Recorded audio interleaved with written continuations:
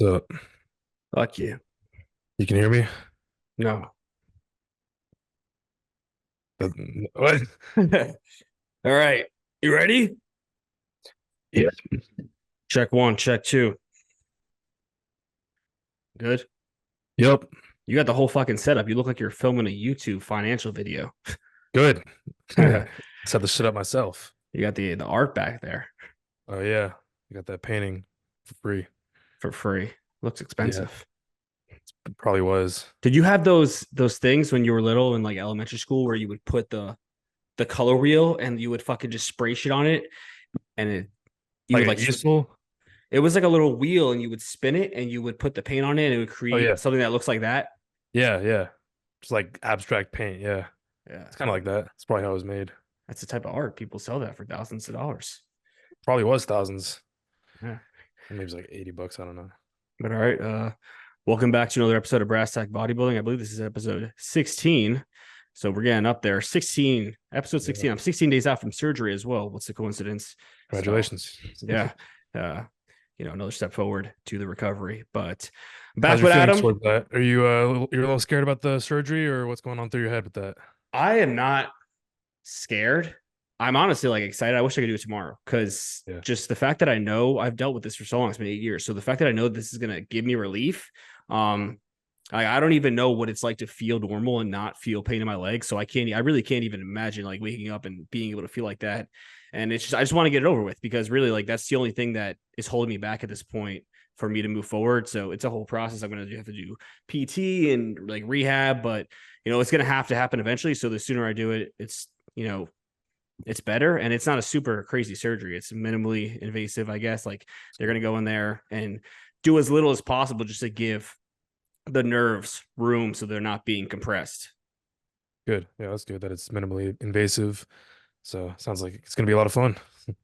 Yeah. So A lot of fun recovery period also after that. it's my annual time Wait, off what? where I can make a viral transformation from, downsizing, pull a Kevin Lavone. Yeah. Gonna get fucking skinny, skinny fat, and then get some good progress pictures, and then make a huge transformation. Yeah. You know what I contemplated was, how these fucking retards always quote that one study where they say if you run gear, you could grow muscle and do nothing, and they completely Yeah. take that study out of context and don't understand like what actually occurred. Gonna try So that. how about we run our own study here? I'll just be bedridden post op, and I'll just blast trend, and we'll see if I grow. We'll see if I grow throughout that next 6 to 8 weeks from just doing nothing, barely eating, no training, post back surgery. Let's see what happens. I think you should run a bunch of trend, specifically trend, just Yeah, because it's also got the anti-catabolic properties from antagonizing glucocorticoids. So, you know, just it'll retain definitely help. tissue. Yeah, Yeah, you're probably gonna look fucking nuts and recover faster. And, no negative effects, obviously. So no, no, we're not worried about the liver. We just want the spine to mm, recover. So that's all some that matters. trend, BPC, TB, a little bit of test. It's a good post op stack. No growth hormone for you though. No, that'll just make it worse. What um Definitely. what we wanted to talk about today though was gear, starting your first cycle. How to do it. How do you run your first cycle? Are you ready to start your first cycle? How to know if you're ready and how to do it. Yeah. So where do you think we should start off with that? How do you know? Yeah, how do you know if you're ready to start your first cycle? Because a lot of people ask, they wonder, they ask people, you think I'm ready to start? I think already off the bat, if you're asking somebody, then you're probably not ready to start your first cycle. Yeah. I would agree with that to an extent. I mean, the reality is if you're asking that, you probably don't know much about gear to begin with, which automatically means like you're not in a position to be starting. Now, obviously, everything is a learning curve, so you're never gonna go into running gear like knowing everything about gear. So don't expect that to happen either. But you're gonna do your own due diligence, have a good idea of what you're doing when you're starting, and you're not gonna need to go around asking everybody for approval. It's gonna be something that you have set in your mind. You made the decision, say, hey, like I really have this goal, and this is the way that I want to. This is the way that I'm going to get there. Me staying natural is probably not going to help me get there any faster. It's probably a waste of time. Um, yeah, I mean, at the same time, you also do want to take into consideration, though, like I think a lot of people jump the gun and they feel like they're ready when they're not. I think one way to look at it objectively and quantifiably is if you've been training for under 4 to 5 years and you haven't been making progress, it's not because you haven't been taking steroids. It's because you haven't learned how to actually train or eat properly and actually push the calories up, or you have been, stuck in the yo-yo dieting phase where you push the calories up and you think you get too fat and you pull the calories down and you do a cut, but then you feel like you're getting small and then you want to push the calories up because you want to bulk and then you get too fat and then you just stay in the same place and you don't actually make any progress because you don't stick to a bulk or a cut for a long enough period of time. And so that's probably why someone hasn't made the progress they want to. And then they think, well, everyone else is taking steroids and making a bunch of progress, so that's what I got to do now. If I want to make progress, I've been doing this for a few years already, but you got to be consistent for, at least 4 to 5 years, if not, up to 10 first before starting. Yeah, I know with the way social media is now, gear, steroids is so glorified again by all these retards who don't know anything about gear. And they see this kid who's been training 2 years. You see them post a bunch of reels and TikToks. They try to glorify the use of steroids. And if you do that, you're honestly a fucking loser. I really don't know what else to say about that. This is a lot of people will try to build their following around this, just like literally just gear because it catches people's attention is a controversial Yeah. thing. Like, and then they also are probably aware to an extent that they don't look like they're actually taking gear. So it draws in more people where they're like, oh, this guy looks natural. And then they just get their ego fed off of it. But regardless, people see that shit. And I think it kind of makes the whole topic of gear not as serious to an extent because they see this kid taking it and that kid taking it. They don't really see any health problems, and they're not taking into consideration like that health problems from gear take years to happen. It's a it's a byproduct of all the different things that occur. It's not just, you take gear, you're going to have these health problems immediately. And what was I I saying? think it also like those guys that are posting that kind of stuff, it gives steroids a bad reputation, a bad look, because there's a difference between someone who's a bodybuilder, someone who's using PEDs responsibly for a goal to make money for their career, whatever it is, and someone who's a gearhead or a junkie. Like someone who's, just taking a bunch of gear, doesn't even know the dosage they're running, doesn't know what the fuck they're doing. They're even, not even, they're using the same needle over again. They're not keeping it sanitary. That's someone who is going to be having a lot more health risks. They're not getting their blood work done. They're not taking the health Mm-hmm. supplements, and they just think, blast a bunch of, blast a gram or 2 grams of test and some D-ball and some Tren and Deca, and then there you go. It's all you need, right? So these are the guys who give gear a bad name or a bad reputation when there is a safer way, not a safe way, but a safer way to do it in a more responsible way. And I think that's going to be a huge purpose of even just this specific podcast, as well as all the other educational information out there, like J3 University and other YouTube videos. Yeah.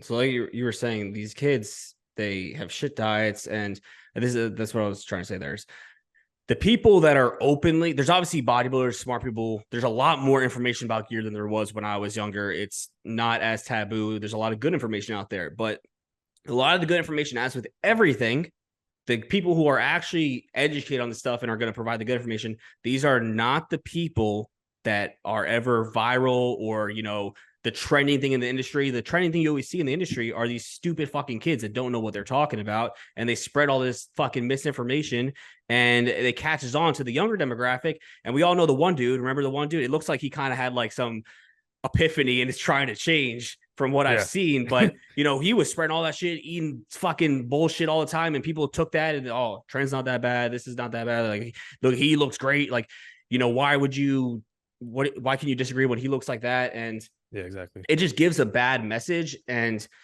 it makes it seem like it shouldn't be taken as seriously as it should be because these people that are promoting it are not the people that are prime examples of how to do things effectively and how to keep yourself safe. And the point that I'm really trying to make here is that if you don't have all the boxes checked off initially, like regardless of what you fucking see on the internet, it should have no relevance to you. These are just examples of what you should not do. If you don't have your diet in check, your training in check, if you are not making progress on your own consistently at a good pace, then gear is out of the question. Really, like you need to have all those things nailed down first. And then there's a point where if you said to say whether it's competitively or not, or if it's just you just wanting to push your own personal goals further, there's a point when you are so advanced within that where you say, I really want to take this step to push myself to the next level and allow myself to get past what I would be able to do naturally. But if you don't have any of those things checked off to begin with, you're going to put yourself in a risky spot. You're going to be taking a lot more health risks, especially because you don't have those things checked off. So your diet's not going to be good. Your fucking markers probably aren't going to be that good.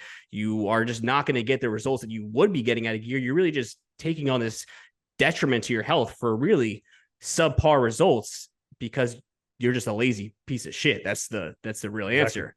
Couldn't have said it better myself. Exactly. That's exactly what would happen. And if you're in that position where you're debating if you want to take steroids, you have to look at first those guys that we're talking about that, they take it after they've been training for 2 years. They made a little bit of progress naturally, but then they're like, all right, I'm gonna blast, a gram of tren.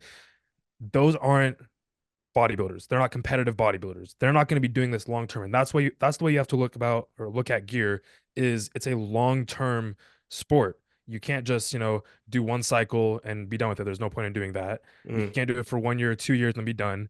Like you can obviously, but then it's just there's no point. So are you someone that aligns with that where you just want to, blast a little bit of steroids for a little bit and then come off, just for egotistical reasons? Or do you want to be an actual bodybuilder? If you want to be an actual bodybuilder, wait as long as you can naturally first, build as much muscle as you can naturally until you reach a point where there's nothing more you can do naturally to keep making, more and more progressions.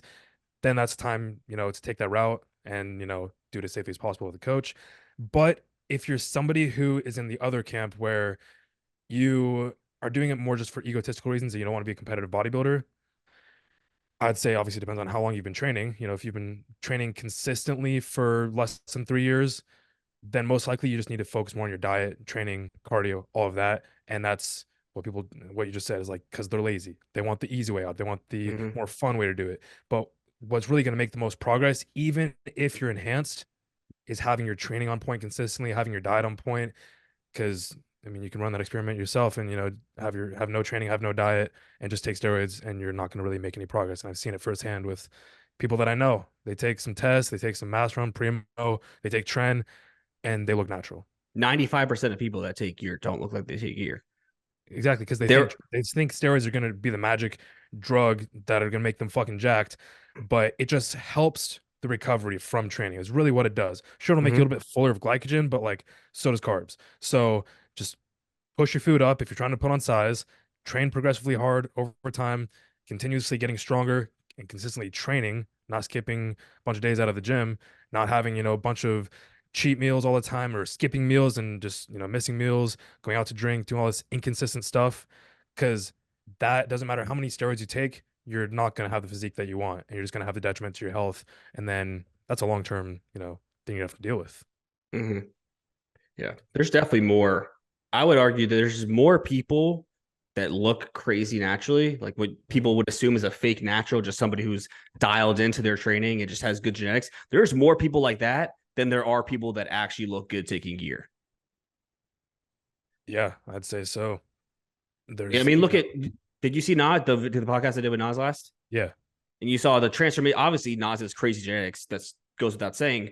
But he made that transformation, made that difference in a year off season with less than a gram of gear, no growth hormone. Obviously, again, genetics play a huge role, but the big difference there was him being locked the fuck into his diet every day and his training. And you saw how much of a difference that shit alone makes. 100%. Yeah, it doesn't matter. Like, a good analogy is if you're running track or you're a sprinter, it doesn't matter how good of shoes you have. Sure, if you have better shoes than someone else and you're on the same level of running abilities, you're probably gonna have that little bit more competitive edge. You're gonna be able to make more progress. But if you just suck at running, you're slow, you're fat, you're lazy, whatever it is, and you just suck at running, it doesn't matter how good of shoes you have, it doesn't matter how many steroids you take. It's really about the hard work. It's about the training and then using the ancillaries to help enhance that. That's why it's called being enhanced Mm-hmm. because it enhances the training and everything you're already doing. Yeah. Yeah. I just came up with So that off the top of my head. so what would you let's say let's just say somebody has all these things locked in, right? They're ready to take that next step. And again, what we're just saying is what would be like the logical, smart, safe thing to advise to do. At the end of the day, people are going to do whatever the fuck they want to do. You can Yeah, make your own people like decisions. drugs. It's your life. You don't have to be a competitive bodybuilder to take PEDs. Obviously, there's plenty of people who don't do it for lifestyle, people who don't care about their health as much. And we're just trying to bring awareness to that and understand what you're doing. But at the same time, people go out to drink every fucking weekend. They don't care that much. The same people are going to take gear just for fun because it's going to give them an extra boost in the gym and might be fun to fuck around with. But understand, you are putting yourself at a high risk for multiple different things happening down the road. So as long as you understand that, do whatever the fuck you want. But now, say somebody is in what we would consider the position to start gear, right? There you have everything locked down. They want to take that next step. What would be your advice for starting that process? And I think at the same time, what you would tell somebody who's doing it on their own is going to be different from how we would do it with the supervision of a coach, because you're going to have a better understanding. Right. I think it also depends on the person's genetics and where they're at in their training level. So if you take someone who's been training naturally for, 10 plus years, they've built a whole bunch of muscle, you know, you could just really see based on their genetics, if they throw in just a little bit of test, throw in, 350 milligrams test, they're probably going to blow up a bunch just because they're going to respond so well to that. Versus if you take someone who doesn't have that much muscle, you still play it safe, obviously, start slow, throw in 350 milligrams of test, see what happens, but they may end up needing just a little bit more testosterone. They may need to bump up to 500. So it really depends on the person. But I would say for, just the average watcher of this video, you're probably going to want to start your first cycle somewhere in the 300 to 600 milligrams testosterone range, closer to the bottom of that range, and then potentially titrating that up. And most likely, it's all you would need for your first cycle is just see how much testosterone you can tolerate. Then, depending on, what your goals are, what your potential is, if you're, the next Ronnie Coleman or the next, Chris Bumstead, and you just have crazy genetics and you need to make some really fast progress, then you can kind of get away with maybe taking something else in addition to just testosterone in your first cycle to make faster progress. Throw in some primobolan if you have access to real primobolan, which may be hard if you're just starting your first cycle, or even some anavar. And I'd say just either of those compounds in addition to testosterone is the most I would take on a first cycle if you have very elite genetics or elite potential. Yeah, I mean, Those if would you be have my elite sole genetics or elite advice. potential, you're gonna know. Like Yeah, you're probably not gonna need that much to begin with. But exactly. yeah, I mean, if you're starting on your own, because again, when we're talking to the general population here, you have to be careful with what you instruct people to do, because we also know people take things, they select it here. And the best advice that you could give to people doing this on their own is to just start with minimum, as little as possible, and go from there. So you start with test as a base, 300 to 400, see how you respond. You titrate that up every 4 to 6 weeks over a 16 to 24 week period, whatever it is. If you're running just tests, you can honestly run it for a pretty long time. Yeah. At the midway mark, maybe like 12 to 16 weeks in, draw some labs, see what things are looking like. But I mean, if you draw labs, honestly, your first time running a cycle, the odds are you have no idea what the fuck you're even looking at. So Yeah. If you at don't have a that, coach, yeah. But also one thing to know is like, subjective feeling. If you have, estrogenic side effects, you have some gyno, some acne, some bloating and water retention, or, emotions as well, which can just be from testosterone. But that might be a reason to throw in either an aromatase inhibitor or just to bring down the testosterone dosage and just to see, okay, if you're taking, let's say you wanted to be ballsy and you wanted to do 500 milligrams of test, which is the standard for a lot of people. Let's say you started with 500 milligrams of test and you start having, some gyno flare-ups and acne and whatever it is, you could throw in an aromatase inhibitor, but for your first cycle, I think it's better in terms of long-term progress to get the most out of the least and to just bring the testosterone dosage down or just to start lower and see how much you can tolerate without an aromatase inhibitor, without an AI like Aromasin or Arimidex. And that way you can run it for longer, make better progress over time rather than trying to get the quick, fast results where it's not as long-term and has more negative health effects. honestly, I think the best advice that we could give here is don't fucking run gear until you have a coach. Because there's so many things that like you have to take into account, and to have somebody just take this into their own hands. Obviously, yes, it's a learning process. You're going to learn, but like it's just going to be so much more effective under the guidance of somebody who knows what to look for and how to instruct you on what to do. And they could say, okay, yeah, it makes sense to put a compound in here and like get you the most progress. We know it's going to do this or that. Like instead of you just trying to fucking figure everything out on your first time around. Because honestly, the first time around is your potential to make the most fucking progress. So if you could take advantage of that and do it right, you can really blow the fuck up from that. But in order for you to do that, you got to know what you're doing. And you're not going to know that the first time around. So you're probably going to run minimally, which is the safe thing to do and what you should do on your own. But if you had a coach instructing you on how to do it, you definitely would get more out of it. Yeah, and you could also, know other things if you want to, you could even, if you wanted to, let's say theoretically start growth hormone on your first cycle, which is not very common at all. But, let's say someone did start growth hormone on their first cycle, then they start getting edema and they start getting, high blood pressure or high blood glucose, whatever it is. Having a coach will tell you, okay, do this, take this in order to mitigate these different health effects or side effects. And it's kind of hard to know all the stuff that goes into mitigating side effects or improving your health from everything that you're taking. So that's another reason why it's beneficial to have a coach, just so you can also learn from them. And once you learn, basically everything there is to know for the basics of taking steroids, you're going to be able to continue it on by yourself, or you can continue to learn from other coaches, or there's always more to learn from the coach that you have. It depends on who you have. But yeah, first cycle generally is going to be just, you know, around 3 to 5, 3 to 4 100 milligrams of test. Um, some people take more, and maybe their test is underdosed and they don't see all the side effects of it.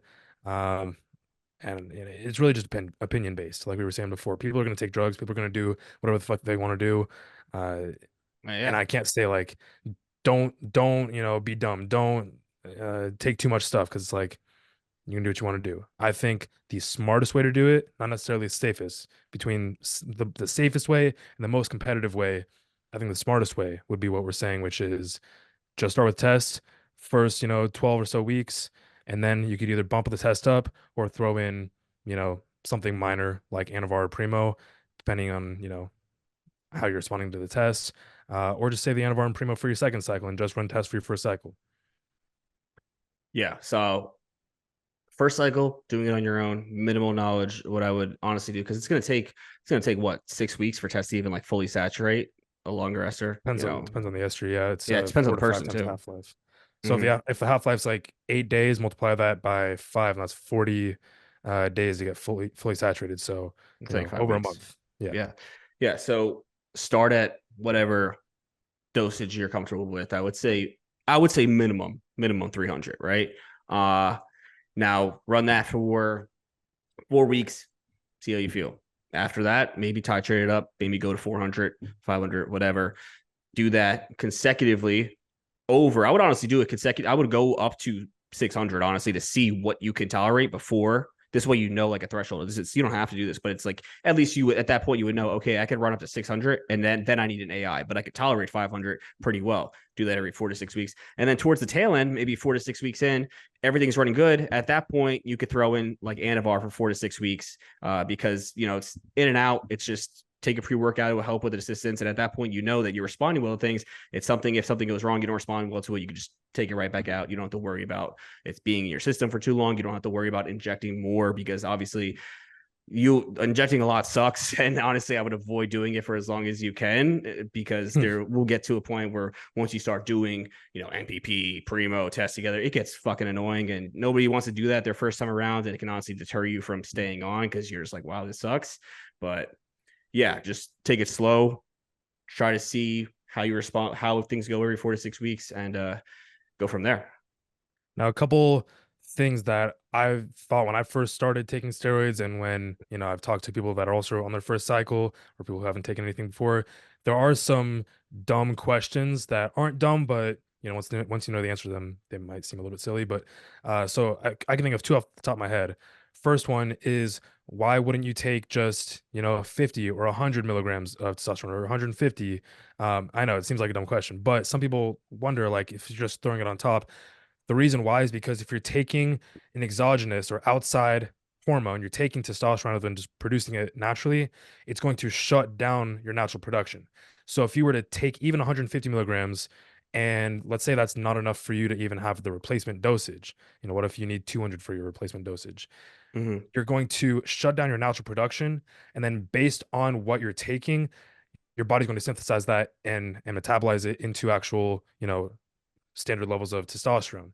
So if you're, let's say, producing, this is the second thing I was going to say is, um, milligrams of testosterone is not the same as nanograms per deciliter. So some people get that wrong. They think, I thought Okay. this a long time ago too, before I took anything, was if you're taking 300 milligrams of testosterone, but your levels are at 900, how does that make any sense? But it depends on how you metabolize the 300 milligrams of testosterone to produce the nanograms per deciliter of fluid of your blood in your systemic circulation in your bloodstream. So that's something that, someone might not know. Um, and that's the reason why I wouldn't take, 100 milligrams of testosterone because it would shut down your production. And then you're going to be producing, let's say, 600 nanograms per deciliter. And then you just have lower testosterone from taking testosterone. So that's why, like what you were saying, I would start at least, if you're starting a cycle, at least 300, 350 milligrams, just because 250 and below is going to be roughly TRT. around TRT. TRT is generally going to be up to about 200 or so. So what's the point in unless you have very low testosterone? If you have naturally low testosterone, I might just start with TRT first and just get up to the natural healthy range, especially if you don't want to be a competitive bodybuilder, and just be on TRT and Yeah. ride that. And eventually, if you want to do a cycle, then you bump from TRT to 350, 400, and do a cycle of that. Come back down to TRT. Depends Mhm. on your natural Yeah. levels. Well, TRT is completely else. But yeah, I see guys do that all the time. They'll fucking start a cycle at 250. And it's like there's no point Not in a doing cycle. that. You're shutting down your natural test to just have slightly above what would be, your natural test. I've seen TRT prescribed up to 300. Now, I honestly Yeah, think that was just a fucking doctor like just finessing.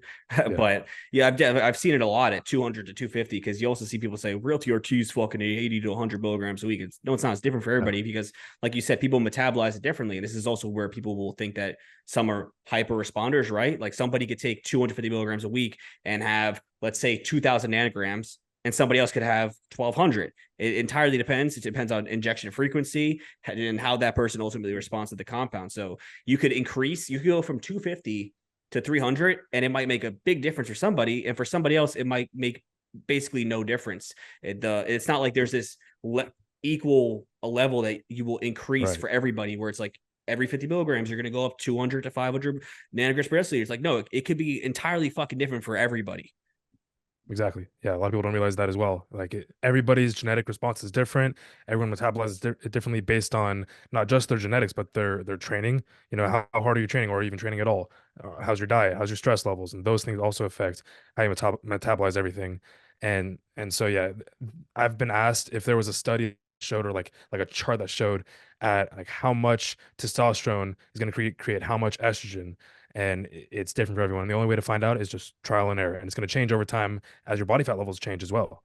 Mm-hmm. So there's no one way to say take this amount of testosterone. It's kind of up in there and just trial and error, figure it out.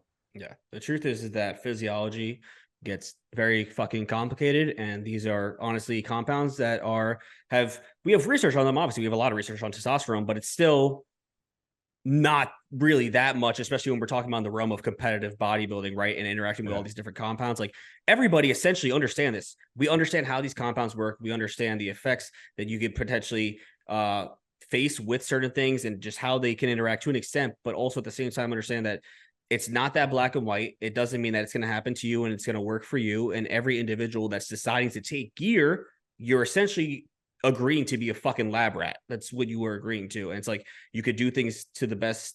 We can make these protocols to the best of our ability with the knowledge that we do have, but it doesn't mean that you're going to respond that way. And this is not going to happen to you. And you're not going to get estrogenic side effects. You're not going to lose your hair because you took this compound and that instead of that compound. You could take the most fucking hair safe compound out there and your shit could start falling out. Like there's a lot of things that can just go and happen. And it might be against what you think would happen, right? Yeah, there's only one way to find out, and it's to try it. Now, one thing that you kind of reminded me of was you also another reason why you want to start with a lower dosage rather than starting with a higher dosage is because you don't necessarily know how it's going to affect you mentally. Or maybe you do know and you don't care.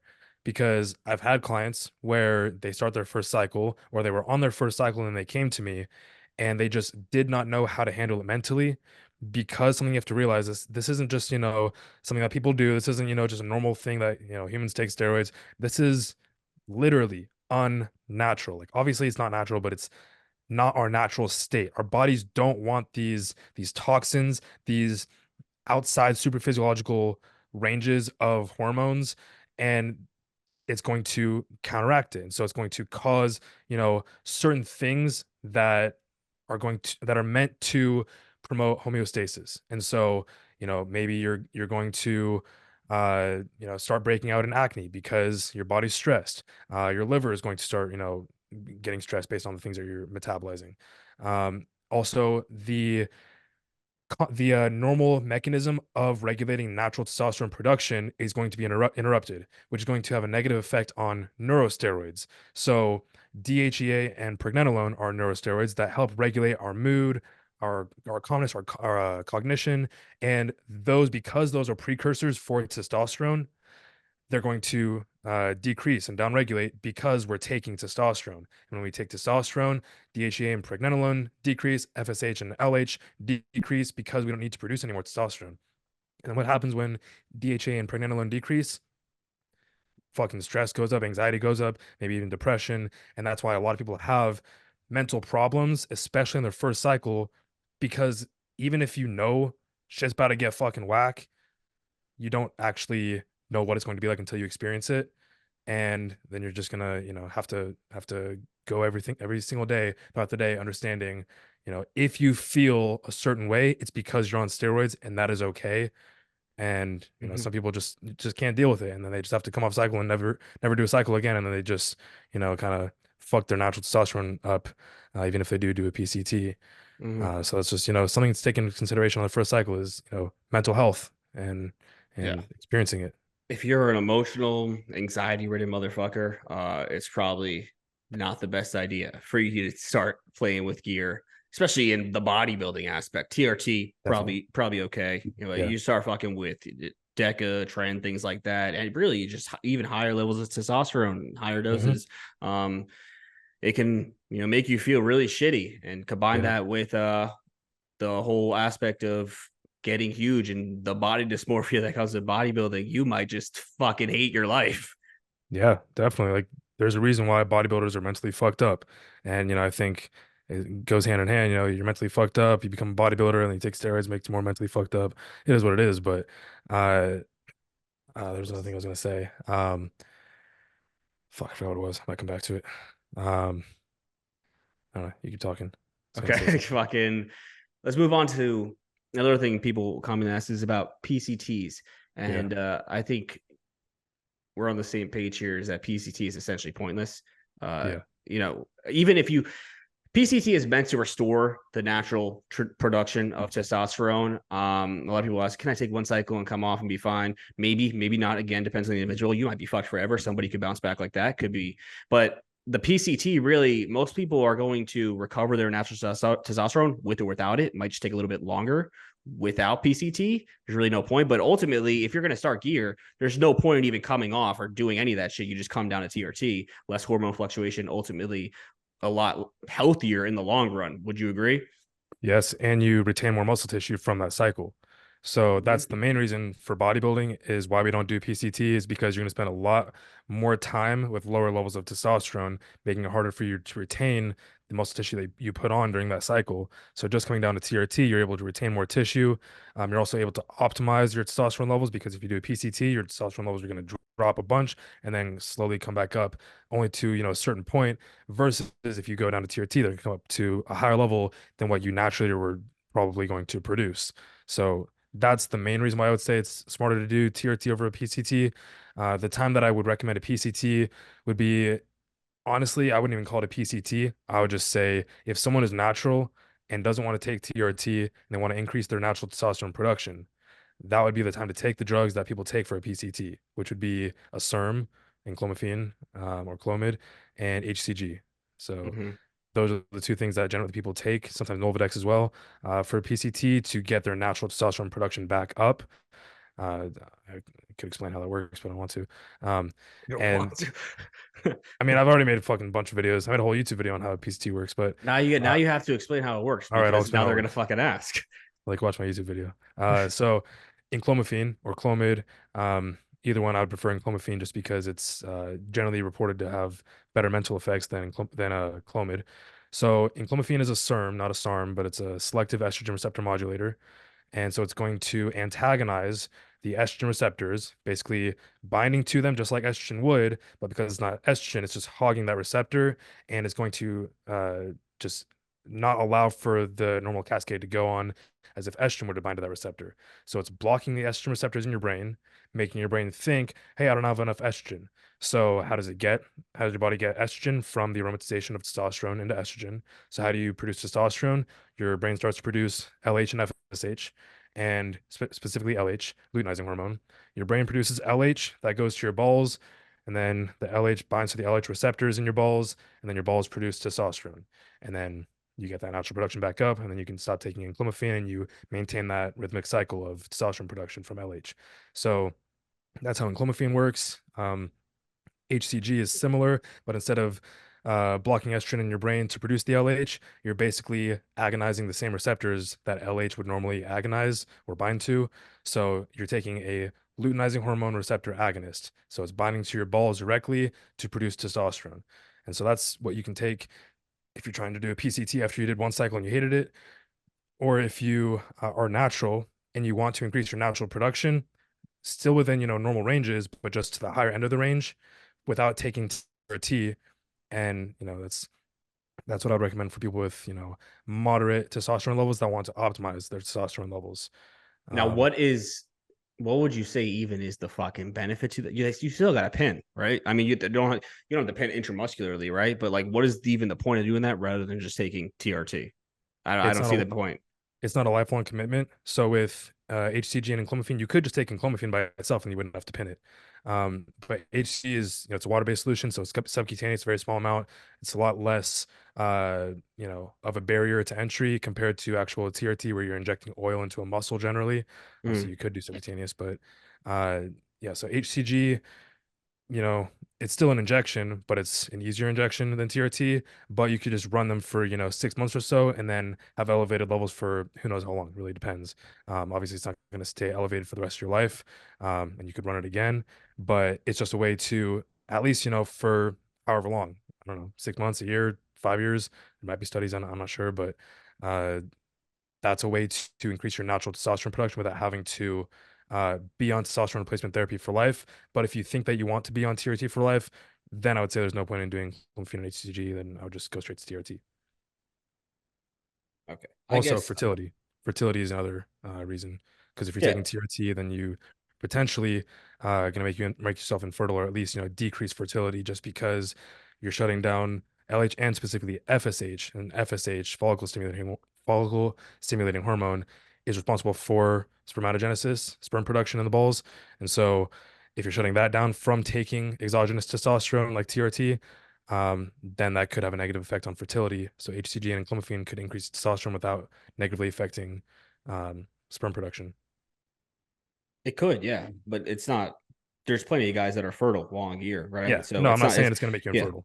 yeah. It's I the know way a it's lot of structured. people. I know a lot of people think that they think once they take. A lot of people think once you take TRT or gear, that you have to take ACG with it to maintain fertility, and it doesn't mean that you are infertile. I mean, I don't know how many fucking guys have had kids while blasting No, yeah, trying. it's not going to make you infertile. It'll just, decrease it a little bit, but you're still producing millions of sperm, you know, per shot. But I wouldn't say that it's going to make you infertile, automatically. Of course, there's the rare cases where it can.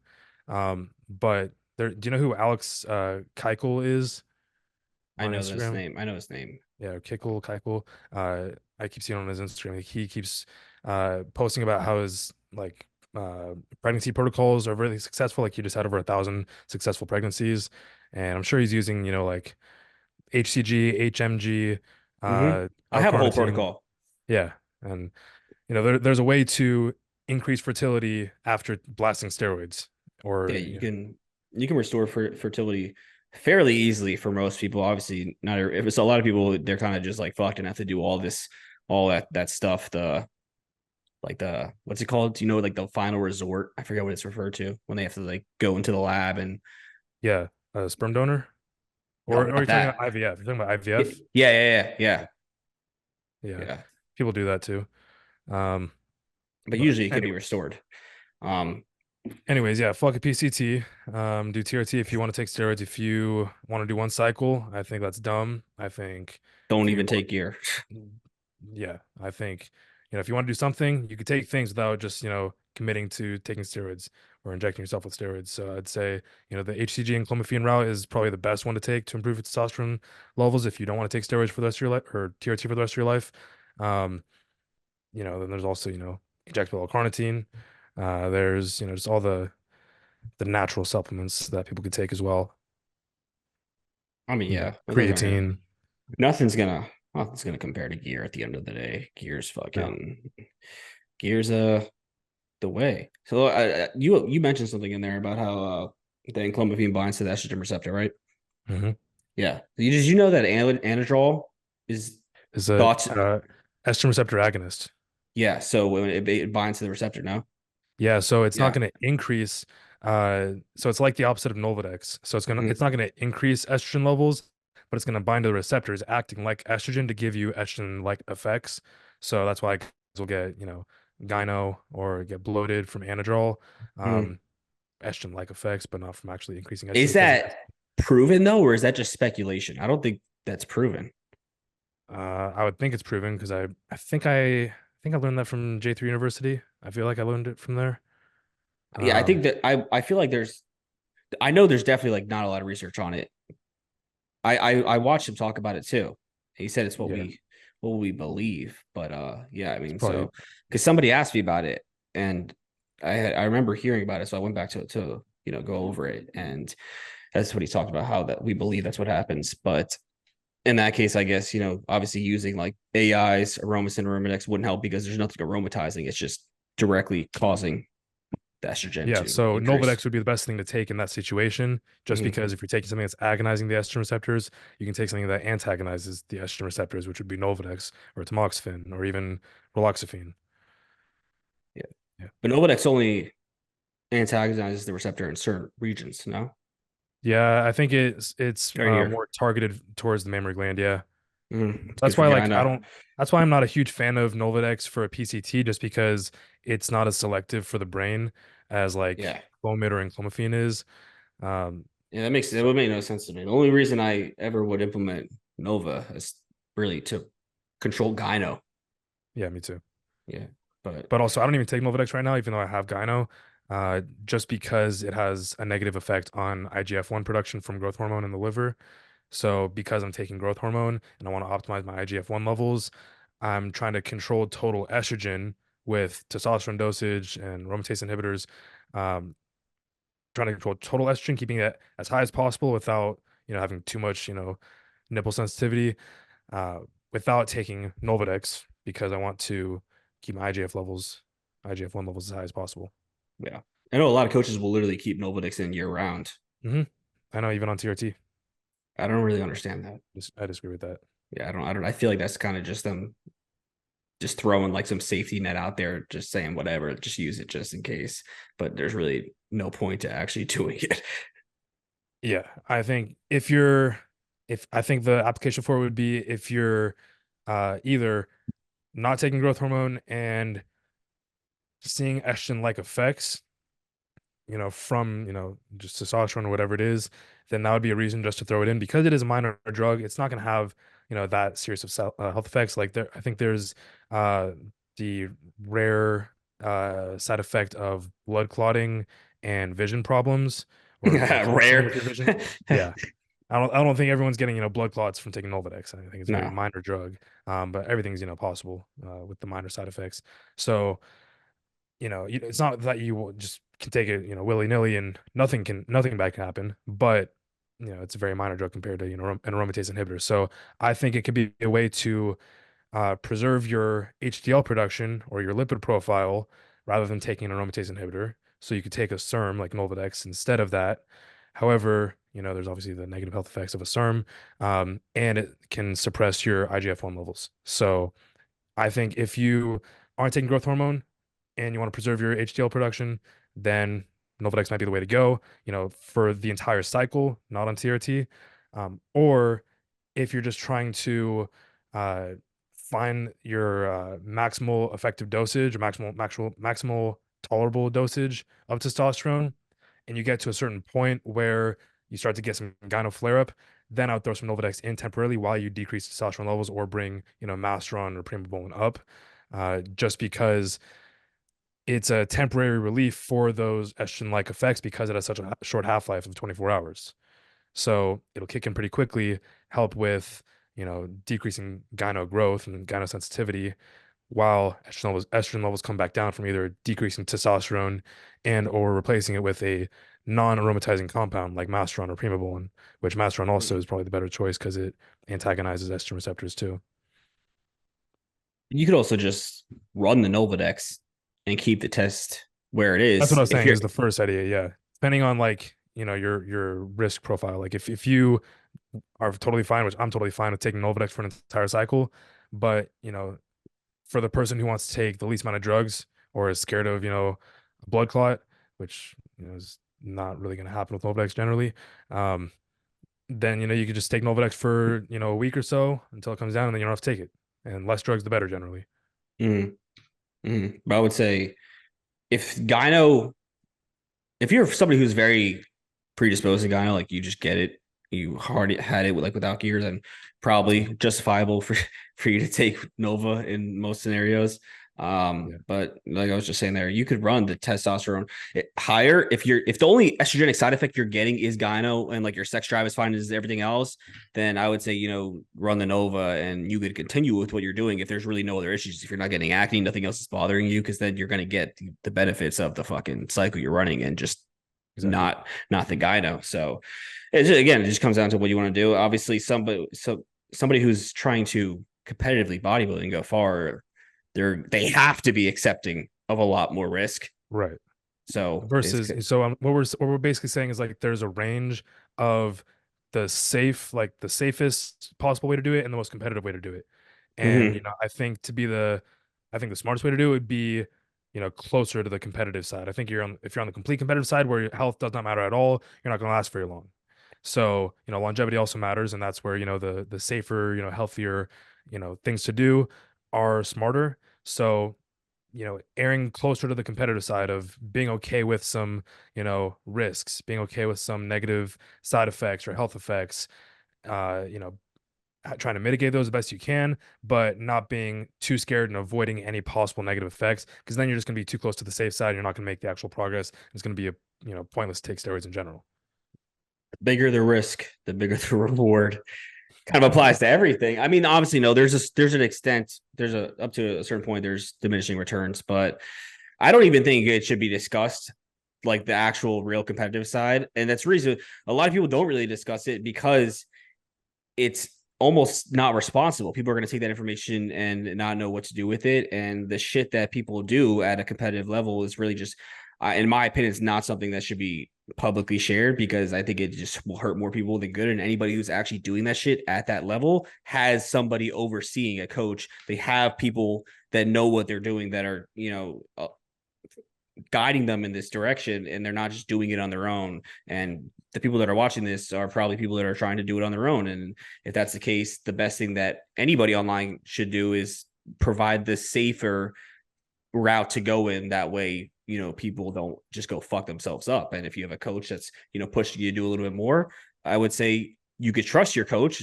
That's why you hired him. And just have that communication there to understand the risk that you're willing to take and where you want to go with this. And obviously, the further you want to go, there is going to be more risk inherently, and you're going to be doing stuff that might not necessarily agree with what you hear here or what you hear online from other people, because most people are trying to guide you in the safer aspect so that people aren't just fucking themselves up out there. But that's not the same as what the guys that are getting to the top are necessarily doing. I think also playing it safer and slower will give you time to make the decision to, pull back and say, all right, I'm done with bodybuilding before it gets too bad. So if you get to a point where, you're on your fourth cycle, your fifth cycle, and you have to take X amount of grams of, steroids, you have to take a bunch of steroids in order to continue making progress. Or you have to take your coach telling you to take this compound, or, you've already covered all the bases, and what else is there to progress from? You can look at it and be like, okay, well, my health is fucked and I'm not making that good progress. My mental health is fucked and all this stuff. You can choose to back out at that point before it gets worse, versus fucking yourself up early on, not having as much room to go, and then then it's too late and it's like you're already fucked for life. So I think it's, a better way to go about it long term if you save the harsher compounds, save the higher doses for when you're deeper into bodybuilding, when you're more successful in bodybuilding, because then you're not exposing yourself to those risks early on and then fucking yourself up for life because you were, too eager and, did what the, professional bodybuilders are doing when you haven't even competed in a bodybuilding show yet. Um, so that's why I think, safer and smarter route is better. Um, It's yeah. just Anyways, okay. Let's go over okay. Again, because I'm trying to keep this to the point where you can't say there's some things that you can't say. Like I can't show an example out there just for the sake of the conversation, sake of a point. There's people who do shit that you can't advise people to do online because you have to understand exactly what the fuck you're doing and it's just too dangerous. Like people will take insulin before doing certain mhm. activities just to crash their blood sugar lower to get some sort of benefit. Now, this is not something I would ever come online and educate and tell people to do, but it's one of those things you might hear people do at a level and it's not something that should be openly talked about. So I'm trying to figure out where to go with this. And I guess somewhere we could go is, what's the next step from building a cycle up? So I guess we could dive into the different branches, right? And how they all kind of synergistically work together, Nandrolone, DHT derivatives, the testosterone, where you should start there and whatnot. So what, in your opinion, where do you think you would go in that direction? Yeah. So like we said, for the first cycle, I think just starting with testosterone is the best thing to do for most people. But then, your second cycle, your third cycle, you'd want to branch out into different categories rather than just using testosterone because the more you titrate testosterone up, the more estrogen is going to go up as well. And so it's going to be healthier and more beneficial to take a little bit of this, a little bit of that, a little bit of that versus just all of one thing. So first thing that I would take after testosterone would be a DHT derivative. So for anybody who hasn't seen, online there's the different three different categories of steroids. There's testosterone, the dihydrotestosterone derivatives and testosterone derivatives, and I then try to find it. 19 orders. It's a steroid family tree. Look that up. Yeah. It'd be easier than me just saying it. But there's the testosterone derivatives, DHT derivatives, and nandrolone derivatives. Nandrolone is also known as 19 nortestosterone, and 19 nortestosterone just means it's the testosterone molecule with the 19th carbon removed. So it's missing the 19th carbon. And then dihydrotestosterone means it's the testosterone molecule with an extra hydrogen. So dihydrotestosterone. Three hormones that we naturally have in our body. And then scientists over the past 70 years have been able to modify these hormones into derivatives of the hormones. So they've made derivatives of testosterone, derivatives of DHT, and derivatives of nandrolone. And so it's a smarter and more beneficial way to take a little bit from each category. So exactly. So you can see here on the left you got DHT, and on the right you got nandrolone. Nandrolone itself is a hormone we produce in small amounts in the it's a byproduct in the aromatization of testosterone into estrogen. But DHT derivatives are going to be a little more mild health wise and also, just effect wise. Nandrolone and nandrolone derivatives like Tren, for example, are going to have more effects, but also more negative health effects on all of your organs. They're, less selective and they affect more organs, your brain, your heart, your kidney, your liver. So if we're talking about being as safe as possible and as smart as possible, I'd say the second and third compounds that I would take after testosterone would be primobolan and anavar. Those are pretty mild compounds. Primobolan was used in infants and women in clinical settings, and then anavar is still used in clinical settings for burn victims, for collagen repair, like tissue, injuries, tendon injuries. I mean. So Primo and Anavar, uh, you know, let's say dosage wise, Primo up to probably 600 milligrams would be pretty safe. Anavar up to 25 to 50 would be pretty safe, relatively. Um, and then experience the the what's it called, the triple crown or the triple thread or something. It's the the three testosterone, Primo, and Anavar. That would be probably somebody's second cycle.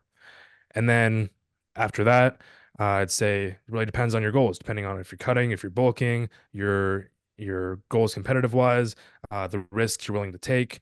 But I'd say generally, keeping Primo in there as your second compound in addition to testosterone is the smartest way to do it, just because it's something that's going to be the mildest compound, the least amount of side effects, with still promoting anabolism. You're still getting the growth and then throwing in a little bit of extra stuff in there to get, more benefits, whether it's the central nervous system activity, whether it's the increase in red blood cells to help with, endurance and performance.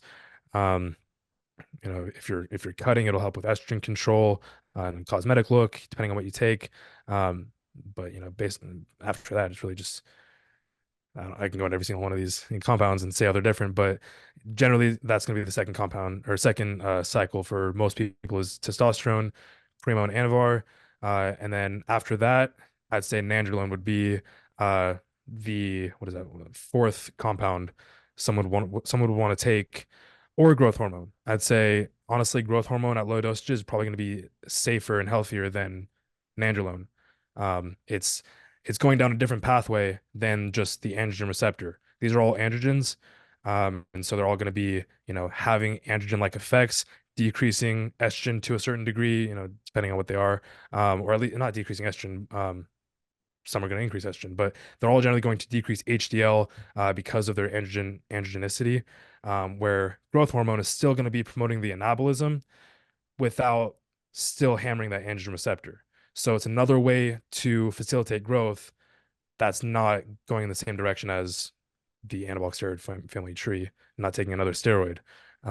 So that's generally the concept of how to think about designing cycles is you got testosterone, you got Primo, you got Nandrolone. Those are the three main steroids people are going to take. And Nandrolone could be, NPP or DECA, and then growth hormone on top of that. And I'd say maybe some Anavar as well. I'm sweating. It's hot as fucking here. All right.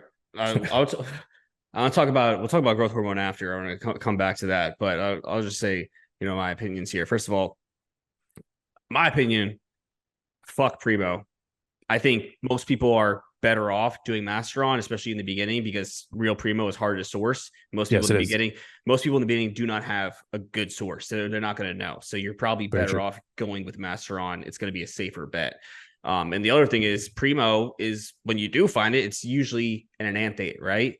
I Hmm. think something that you could take into consideration here is when you're starting these different compounds and implementing them, testosterone pretty much always going to be a longer ester unless you're in prep and trying to, you use probe for whatever reason. Other than that, I don't see any really reason for using probe. But when you're introducing these compounds, you might not know how you respond to them. So, you could start with a shorter ester, start with masked probe instead of masked E.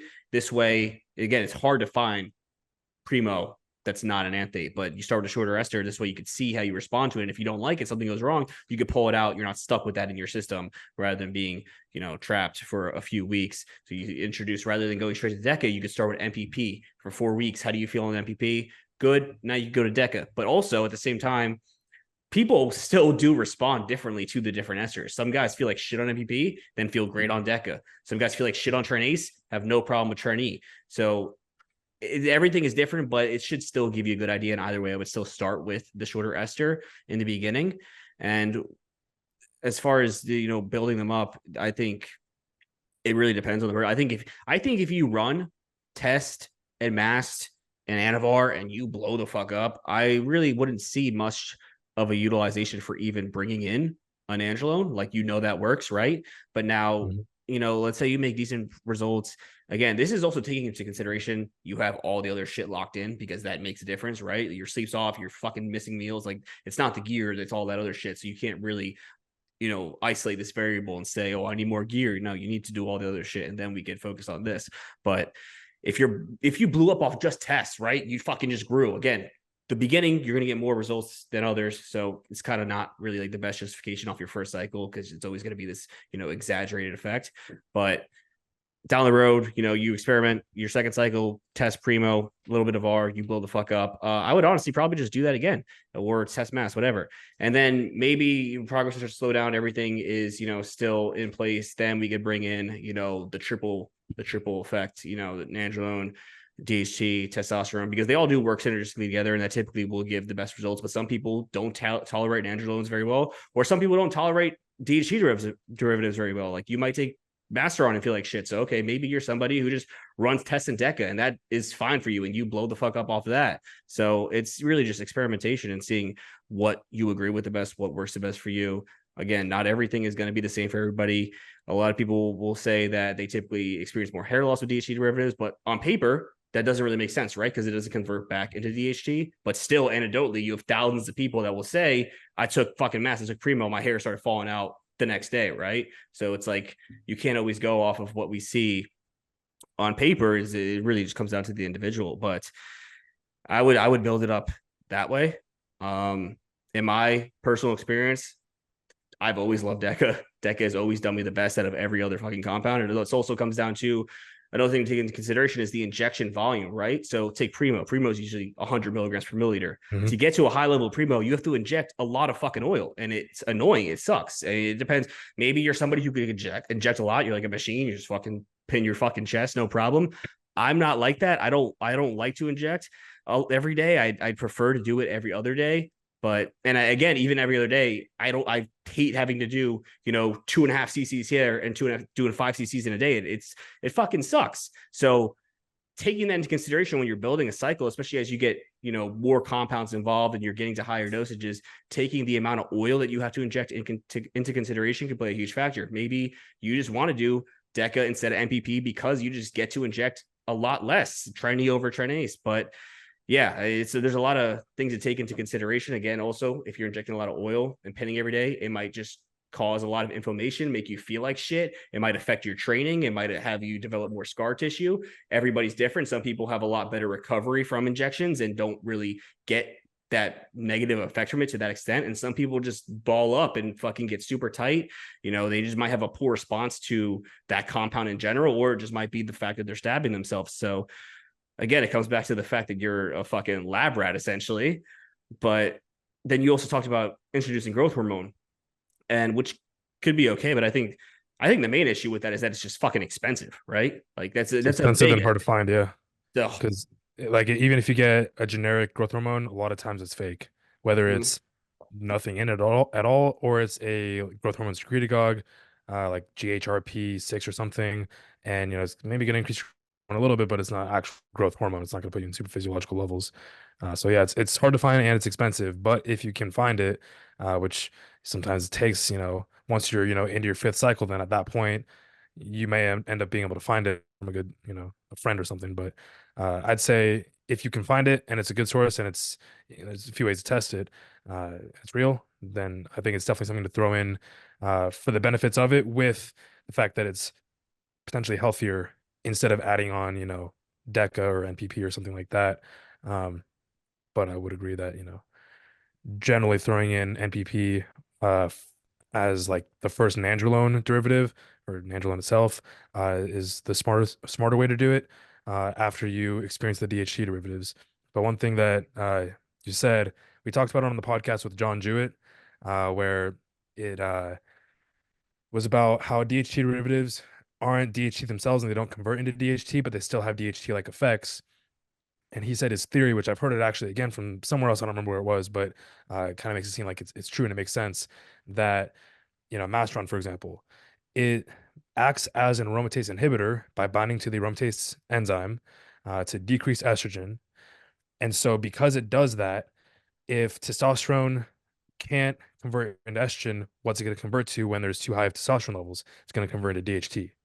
So second-handedly, taking Masteron itself is not going to cause the hair loss. It's the excessive amounts of DHT that testosterone converts into, and you're increasing those effects from taking something that binds. So even just aromatase inhibitors can also cause hair loss because you're preventing the conversion into estrogen, causing more conversion into DHT, more 5-alpha reductase activity into DHT, therefore causing more hair loss. So that's why theoretically DHT derivatives can cause more DHT-like effects.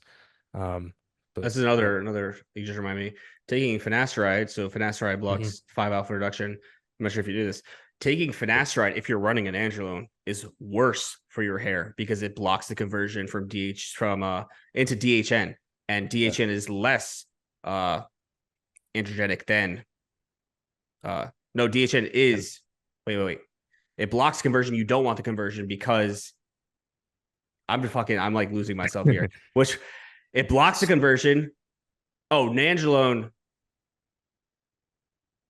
so you want DHN DHN. is yeah, DHN is less. DHN is less androgenic. Yes. Yes. So Okay. Yeah.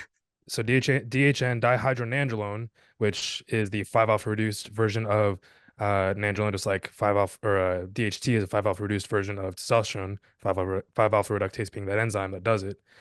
DHN is not very androgenic. So you want that in your scalp to Mm-hmm. bind to those androgen receptors so that you aren't seeing too much hair growth.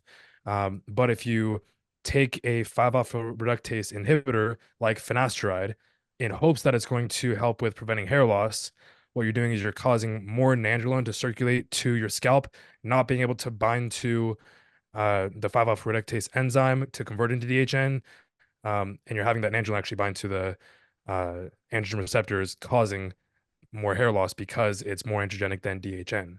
So Mm-hmm. that's why uh, finasteride can be used, but I honestly tell people to rarely ever use it, Mm-hmm. um, just because I think a better way to go about preventing hair loss would be to antagonize the receptors rather than to decrease total DHT. So taking topical RU58841, it's a SARM, but it's a selective androgen receptor modulator. So putting that on your scalp, once or twice a day, helps prevent DHT from binding to those receptors in your scalp to prevent hair loss or decrease it. And then adding minoxidil in there as well as to help promote hair growth. Yeah. RU Minox. You can use a like a ketoconazole shampoo and Yeah. microneedling. Yeah. You don't need Microneedling. finasteride. Right. Microneedling just to get the hair follicles open to get it in there and cause more blood flow and all that. Mm-hmm. Yeah. So back to the growth hormone. Are you taking growth hormone? Are you taking insulin?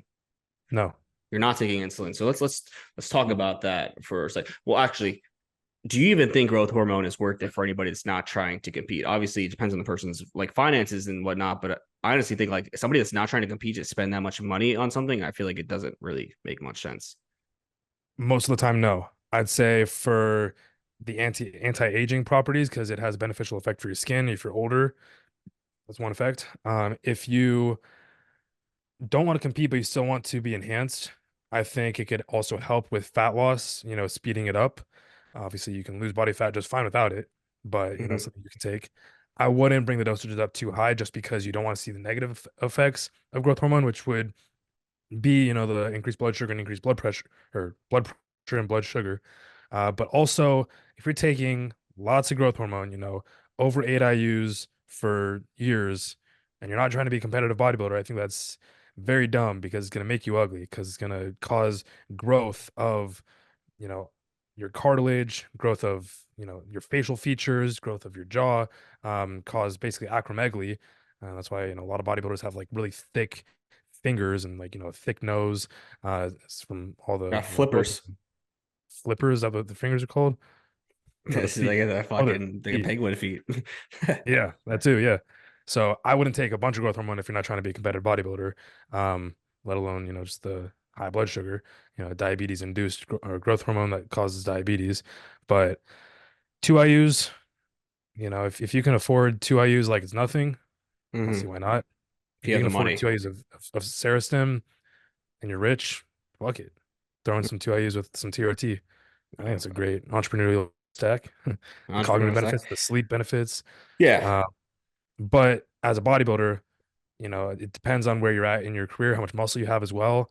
Your diet, whether you're bulking or cutting, uh, all those factors play into how much growth hormone you're going to take, as well as, how much you can afford as well, whether it's generic, whether it's pharma. Um, I I wouldn't even think take generic. I'm taking it right now just because I got a bunch of it for a very good price and it works very well for me. So I got real generic is why I'm using it. Um, and so if someone's taking fake generic, which is very common, then I would say don't take that. But one thing Take that that. I've noticed uh with generics though, even the one that I have, is for whatever reason, I don't know, nobody really knows, is it can cause more of the side effects versus real growth or pharma growth hormone can cause have less, bloating, less increase in blood sugar, less fatigue potentially, depending on the dose. So if I'm using, 2 to 4 IUs, I don't see a difference between pharma and generic. But if I'm going to bump it up to 6 IUs, like I did in my last cycle, or even higher potentially on the cycle, then I'm going to throw in probably half pharma, half generic, or do all pharma. Um, but yeah, I Is think it is this advice that you're providing? this is what I'm doing. I think advice wise, I'd say use all pharma. Um, but if you either can't afford all pharma or you don't want to put all the money into there just because you're not at that point in your bodybuilding journey yet to where it makes sense to you, you can put the money elsewhere into like investments. Um, it's not going to give you that much of a return on your investment at this point in your bodybuilding career. Then I'd say, just 2 to 4 IUs of growth hormone. It's not really going to have any negative health effects on, blood sugar and blood pressure. It's going to help. It's definitely 2 to 4 IUs is definitely going to help with promoting uh, hyperplasia. So the increase in muscle fibers from just satellite cells that are existing around the muscle fibers. So basically, you're adding more muscle fibers, and then from training and the actual steroids you're taking, those muscle fibers will grow also. So you're going to grow exponentially, basically, by taking a little bit of growth hormone. So Mhm. that's the reason why I would take it, just to get a little bit extra growth and to not overdo it in dosage. I think a lot of people don't understand that. They don't understand what a growth hormone actually does because you'll see people say like hyperplasia is not possible in humans, and it's typically not. But that's not using growth hormone. Like we're That's putting super growth hormone. physiological. Yeah. Yeah, growth hormones, like you said, cause hyperplasia. So that's why growth hormone pretty much always needs to be taken. It doesn't need to be taken in any division other than open, because the amount of muscle mass that you need in open, you usually need hyperplasia in addition to just hypertrophy to get there. So you're adding in more muscle fibers that you then hypertrophy, and that's what gives you that huge round bubbly look because you're literally adding more muscle fibers that weren't necessarily there before. That's how you get to that fucking mass monster look, unless somebody just has insane Ronnie Coleman genetics. And even then, I'm sure he probably took some degree of growth hormone, but like there's a level where it's pretty much needed to get to that point, and the only level that is really the open category. So you could get far in every other division without it usually. Yep. And like what you were saying with insulin, The there insulin, yeah. is there is a benefit to using insulin with growth hormone, just because once growth hormone gets, to a high enough dosage, it can increase blood glucose enough, um, to where It you may inhibits need insulin. uh inhibits insulin, maybe. This is But why blood glucose gets so high because their insulin is not I thought it uptaken. just activated an enzyme in the liver for gluconeogenesis, so the liver starts producing more Yeah. glucose. So you don't have enough insulin provided to take up the glucose. Yeah, well, But that's well, already, yeah, what's happening is your insulin isn't able to keep up with the amount of glucose that's in your bloodstream. So I'm not sure if growth hormone has an effect of the pancreas. It might, maybe, I don't know. Um, I think it does because it but can literally cause insulin resistance, no? that's just from The uh glucose setting in the blood. yes, and not being able to get into the muscle. So that has to do with insulin or with glucose uptake, not necessarily insulin production. But the glucose uptake can affect the insulin production over time. And that's what type 2 diabetes is, over time, the insulin or the pancreas keeps producing insulin more and more just because blood glucose is staying elevated in the bloodstream. And this is from obviously overeating as well.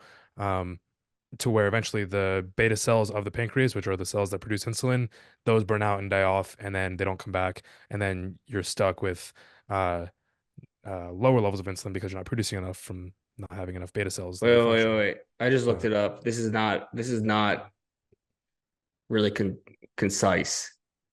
what? Growth hormone promotes lipolysis, which we know, but then it says lipolysis, free fatty acids interfere with insulin signaling. Yes, I've said this. Yeah, definitely. Yes.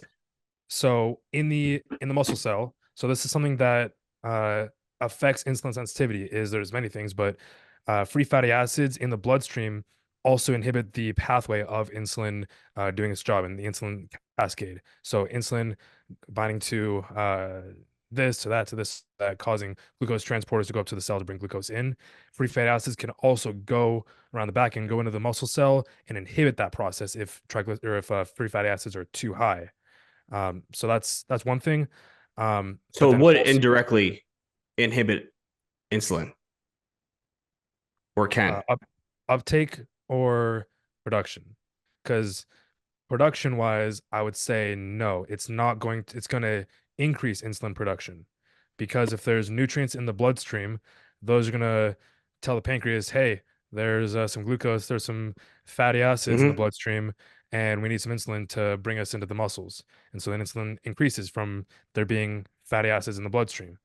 But then if there's fatty acids going to the muscle cells, if there's too many of them, Mm-hmm. that can decrease the uptake of glucose into the muscle Which is the because resistance. yes. Yes. Okay. So What yeah, was the second thing you resistance said? um with insulin with taking insulin. Um so I was basically going to say if you are taking growth hormone and you're taking a high dosage of it, it's going to increase blood glucose levels. And then eventually, insulin is going to be increasing, and you're not going to be producing enough insulin to keep up with the demands of how much blood glucose is in the bloodstream to go into the muscle cells. So taking a little bit of insulin, a basal level of insulin, can help with the insulin that you're already producing to help push more glucose into the muscles. However, then you're potentially desensitizing those receptors at the muscle cells. So there's only so long that you can really do that, really pushing food like that. And it goes both ways. You can only push food like that for so long. I've seen it online where it's like, 10 years or so of really pushing food with insulin before you just stop responding as well to it. But on the other hand, taking it as a what's the word, like a proactive approach. Got the other word for it. If you aren't taking insulin, then you could be causing the beta cells in your pancreas to die off. So, I think at a certain point, once your insulin isn't sufficient for the amount of glucose in your bloodstream, and or if your insulin sensitivity decreases at the muscle cell, that's the time to implement insulin potentially. To take insulin, but then also, you have to go take into consideration of why insulin sensitivity. So actually, let me rephrase that. The time that I would take insulin would be if insulin production decreases, because that's telling you that your body is not producing enough insulin and beta cells are dying off. So you catch it early and see, okay, is my blood glucose increasing, and is it because of the receiving end or the signaling end? If it's the pancreas that's not producing enough insulin, that's bad. You got to start taking insulin. But if it's the receiving end of the muscle, maybe it's not that you're not producing enough insulin. Maybe it's that the muscle isn't able to uptake that glucose, and that's probably because you're too high in body fat. Because body fat is going to release hormones like adiponectin and inflammatory cytokines like TNF alpha, interleukin 6, and these bad hormones that also, just like fatty acids, what you were just saying, are going to decrease insulin sensitivity. They're going to inhibit that cascade of glucose uptake into the cell. Uh-huh. And so if you get too fat, then that's going to decrease insulin sensitivity, and that will increase blood glucose. So, on blood work, you'd want to look at what your insulin levels are. You'd want to look at what your C-peptide is, because that's a part of the precursor of proinsulin. This Um, is I don't know if it's this too is above. this is like too far advanced for Yeah, I what don't know if this I was gonna topic. flip What the we're sides. supposed Yeah. like nobody's a beginner should be fucking even talking about growth hormone and insulin right But that's the now. thing This is is like just people think that like, it's just insulin, it's just, just growth hormone yeah. and they'll take it, but they don't know what the fuck they're talking about. They don't know what the fuck they're No. doing. But the I haven't other even point taken it. is what we're talking about. This could happen with MK6772 too. Kids eat Yeah, that like candy. They don't I understand know. that it could cause the resistance. It can cause an increase in blood glucose, yeah. And then that can cause insulin resistance. Those the same shit. But yeah, fucking insulin. So my opinion is if you're young and you're new into bodybuilding, don't take insulin. If you're old and you're trying to, if you're over 30, over 35 and you're still trying to put on muscle, that might be the time to take insulin just because your body might need it because you're not going to be able to produce enough insulin for the amount of food that you need to eat. What we were talking about is you said you might just need to lose weight, but it could entirely be changed just by the diet too. Because this is another thing I said this the other day. People still don't fucking understand the A1C and the blood sugar, insulin Yeah. sensitivity resistance. And it's not that you have to be overweight or fat to be resistant. It's literally, it could just be your diet, your carbohydrate intake. So let's break that down real quick. Like I broke it down the other day, but I feel like we should just say it here. A1C is a 2 to 3 month average of blood glucose, or what the fucking glycated hemoglobin, where the red blood cell attaches I to. think it's like 3 to 4, but I think it's exactly three because red blood cells live for 90 to 120 days. Mm-hmm. So I think it's 3 or 3 to 4. But yeah, exactly what you're saying. Yeah, so the red blood cells that get attached to glucose because it's not getting taken into the cells because there's not enough insulin to efficiently transport the glucose that's in your body. It sits there, and then the more blood glucose you have on average, the more that's binded to the red blood cells is going to increase your A1C or lead you to higher insulin resistance. So as you are eating a high carbohydrate diet in an off season, whatever it is, even if you're lean, everybody's going to be a little bit different. Some people just genetically, that number is inevitably going to rise. You're going to have more of that glucose in your bloodstream that's binding to the red blood cells. It's inevitably going to be higher. The extent of how much higher it will be, it depends on how much you're eating, and again, genetics. But it doesn't mean that necessarily you could have a high A1C and be trending towards pre-diabetes and be in pretty good fucking shape, but you are just eating 600 carbs a day, and you have a good metabolism. You're not putting on body fat, but ultimately it's still not healthy, right?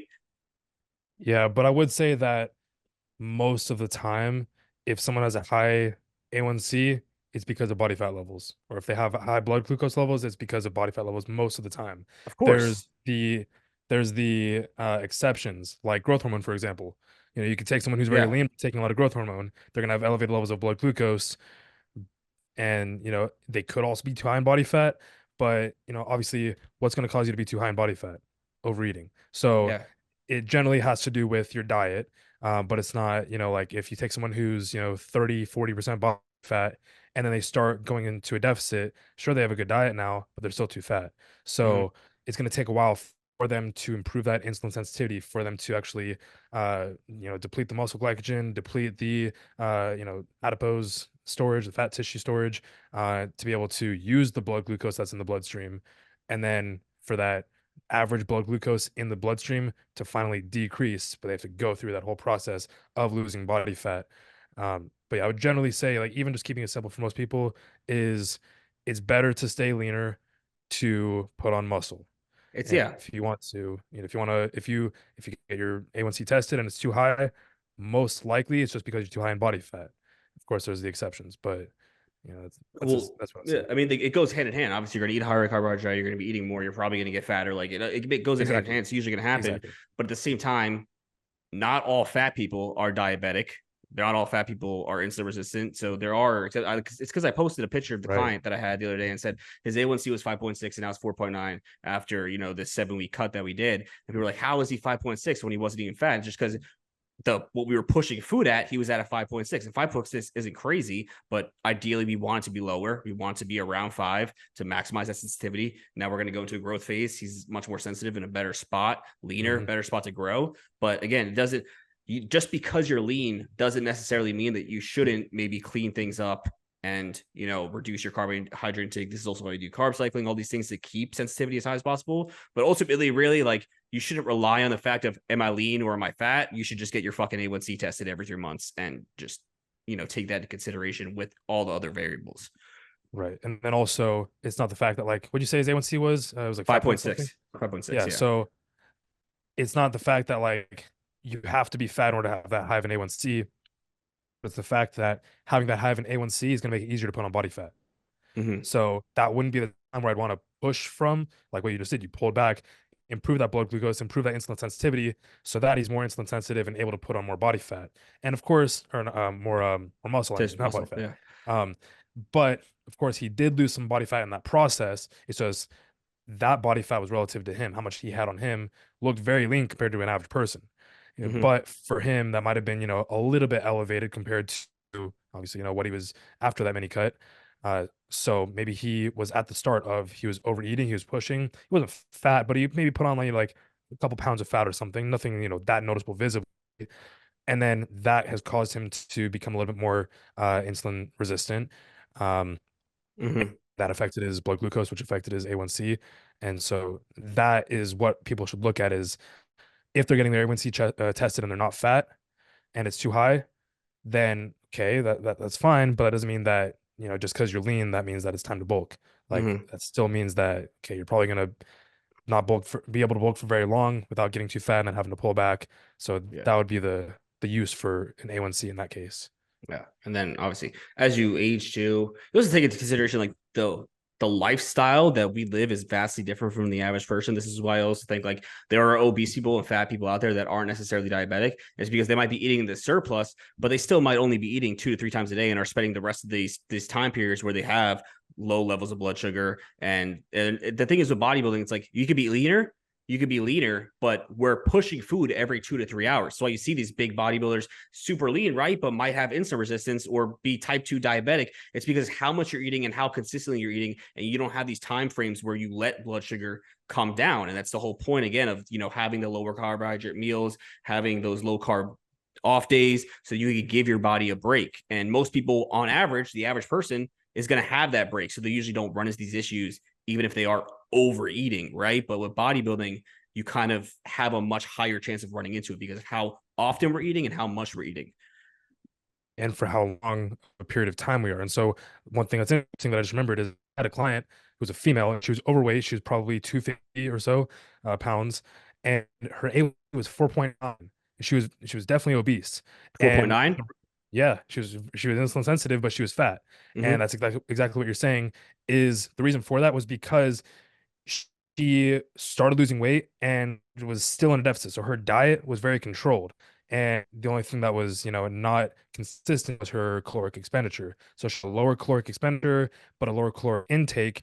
And so over however many months it was, 6 months or so of keeping her diet in check, her weight went down just a little bit. She was still fat, offense, but sure A1C started to come down just because she was basically eating at maintenance. If she was still eating in a surplus and still continuing to gain weight, then yeah, her A1C and her average blood glucose would be higher. But she brought it down to maintenance, maybe slight deficit, sometimes maintenance, and just keeping her diet in control like that allowed her A1C to come down, uh, even though she didn't lose that much body fat, and she was Mm-hmm. still, relatively still obese. Yeah. Yeah. So It's another I think I interesting think way. we I think we cleared that up. There probably will still be confusion on it, but yeah. Always. Back to gear now. Back to using gear. Yeah. So we covered the first cycle. We covered building up using different compounds. Let's talk about orals. The purpose of orals, when to implement them, how long you would run them for, what orals you typically would prefer. There's all that good shit. I love Liver Anavar. toxic. I love Anavar. Anavar is the shit. You love Anavar? Yeah. Uh, I've used Anadrol. I mean, I've taken it 3 times. It's not, like I've done a cycle with it, but uh Anavar, because of the fact that it's a lot more mild, a lot less toxic, and still has great effects, that's why I love it. Like it's not gonna be that toxic for you compared to Anadrol. Um, and I feel like a fucking machine when I take it. Even just 25, 30, 40 milligrams feels great. I've never taken less than 50. Yeah, I 10 milligrams, I never really felt much. 20 milligrams, I started to feel it. And like somewhere in like the 20 to 20 to 40 has always been like the sweet spot for me. But I think also, sourcing affects, the potency of it. Of Not saying course. that yours wasn't potent, but um, for some people they take, 100 milligrams or 150 milligrams of it and they say, yeah, they feel it a little bit. Either it's fake or it's old. Yeah. Um, Anavar is faked often too. yeah. Sometimes it's deep or Winstrol. Yeah, yeah, yeah. I hope this goes without saying, but this episode is not tailored for women. This it's not at all. If you're a woman, I would not take 50 milligrams or even 25 milligrams of Anavar. No, no, not at all. I liked Anavar. I've used Anavar. I've used Anadrol. I've used Dianabol. Dianabol used to be my favorite, but No. as I got older, it kind of just made me feel like shit and made me very Yeah. lethargic. And the more I came to understand more about gear, it's cool because it just gives you this fucking huge fucking bound of strength, and you get all this water retention and shit, and it makes you look fucking full, but it's really just an illusion because you're holding all this fucking water and you have all this aromatization occurring. But Yep. it's uh it's just not the best. It's also pretty liver toxic, I think. Yep. Pretty liver toxic. Both D-bol and anadrol can severely affect your, I mean, all orals can affect your appetite, but those Yeah. specifically, they can increase bile production, and just kind of fuck with your Bile. digestion. Yeah, bile. Okay, let's And talk about that. I want you to break that down because I want to explain how orals and how the effect that has on your liver increases the bile and how that ultimately affects digestion. Because I think a lot of people don't realize that is they'll take orals and they all of a sudden feel like shit and can't eat and don't really understand that it is from the oral and why that's occurring. my limited knowledge would be, uh, so when we digest it, it goes into the stomach and then goes into the small intestine. It also passes through the liver. And when it goes through the liver, that's when it's metabolized, broken down, even not broken down, but the different molecules in it are basically utilized differently, causing different byproducts of it in the liver. And then the liver starts to excrete different things such as bile, which is an emulsifier of fats in the stomach. So it kind of helps with digesting fats. But when we have something that's, uh, you know, kind of toxic for us, that's something that's going to increase more of the liver enzymes, AST and ALT, um, and the other one, G something, gamma, whatever. Uh, Basically, we're taking something that's going to uh, make our liver work harder. So the liver starts to produce more bile, and then we feel like this kind of sicky feeling in our stomach, and then also it can affect the opposite direction also, and get some liquid poops um, from excess bile production. I believe bile is produced in the gallbladder and stored in the liver, released in the liver, something like that. Um, and that's basically how that works. So taking things that are more uh, uh, toxic are going to increase bile production more in liver enzymes, um, and because they're orals, they're going to pass through the liver through the first pass metabolism and cause more stress on the liver versus something that's injected. This is why generally it's more recommended to take injectables over orals, especially in an off season, just because you're going to get the benefits of the steroid without having to really pass through the liver when you digest it because you're not eating it. So uh, that's basically how that works. And Anavar is less androgenic than other compounds, which is obviously going to be less liver toxic, um, but it's also going to have less of an effect on HDL. So um, I think it's also aromatase inhibitors are going to decrease HDL production because they're so androgenic and they're going to bind to the androgen receptors in the liver, I believe. I think it's more Arimidex than Aromasin. Yes, Arimidex is more uh, cardiotoxic and Arimidex is more liver toxic, so or aromasin. Yeah. So it's going to increase liver enzymes more being aromasin, but it's going to decrease HDL more being Arimidex. Um, that's basically everything. Yeah. And then also another thing is um, I would say that I prefer Anavar as well, just because it I guess I already said that. Never mind. That's it. Okay. That's all the basics. Yeah. There's also Winstraw and there's Tyrannobol and there's Winnie. I mean, I just said Winstraw. What the fuck? Winstrol. Super Winstrol, Super. T-ball, yep. And so those are going to be more liver toxic.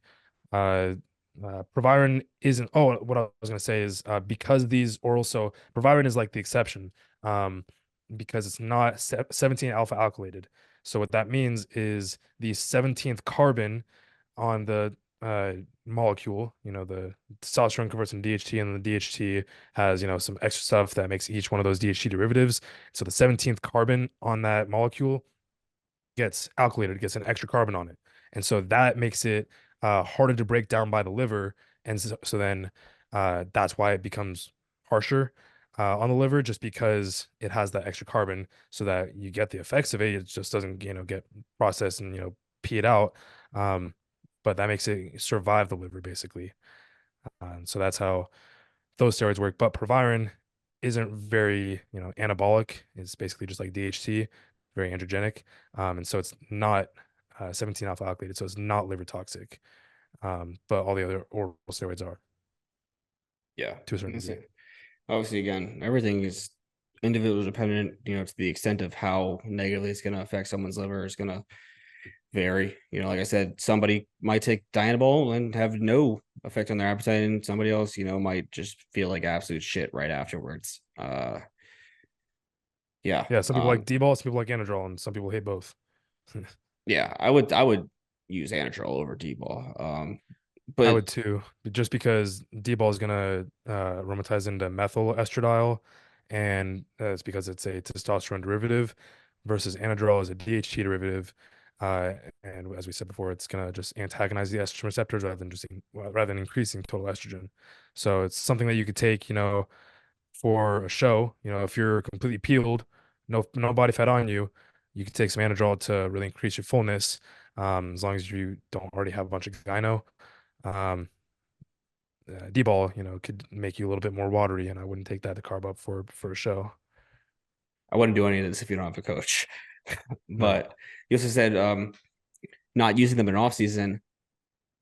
I use them in off season. I love to use them in off season. Obviously, like there's much more utilization for the orals in a prep setting, but in an off season, you're getting strong as fuck. You're midway in a cycle, whatever it is, even at the beginning, towards the end, whatever is. If you know what you're doing, like an oral can be definitely fun to fuck around with for like 4 to 6 weeks to get strong, put Definitely. on some muscle. And the trade off for a little bit of liver toxicity again depends on your risk profile. For somebody who wants to bodybuilding get huge, it's probably worth it, honestly, to mess around with the oral a little bit in off season sometimes.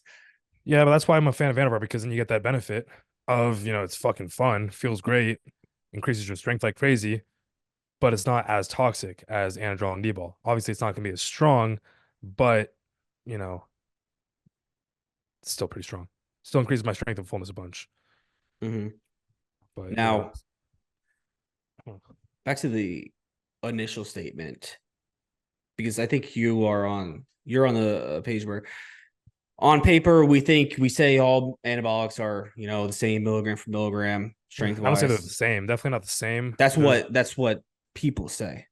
That's what, yeah, the science and the studies say. But if you actually know, like, I mean, I think it's intuitive. If you take steroids, you know that not every steroid is the same. Uh-huh. You could say they both activate mTOR the same, or they both increase muscle protein synthesis the same. But then there's the secondhand mechanisms that also affect muscle growth and strength. So the central nervous system activity, nandrolone is going to do that a lot more than, primobolan.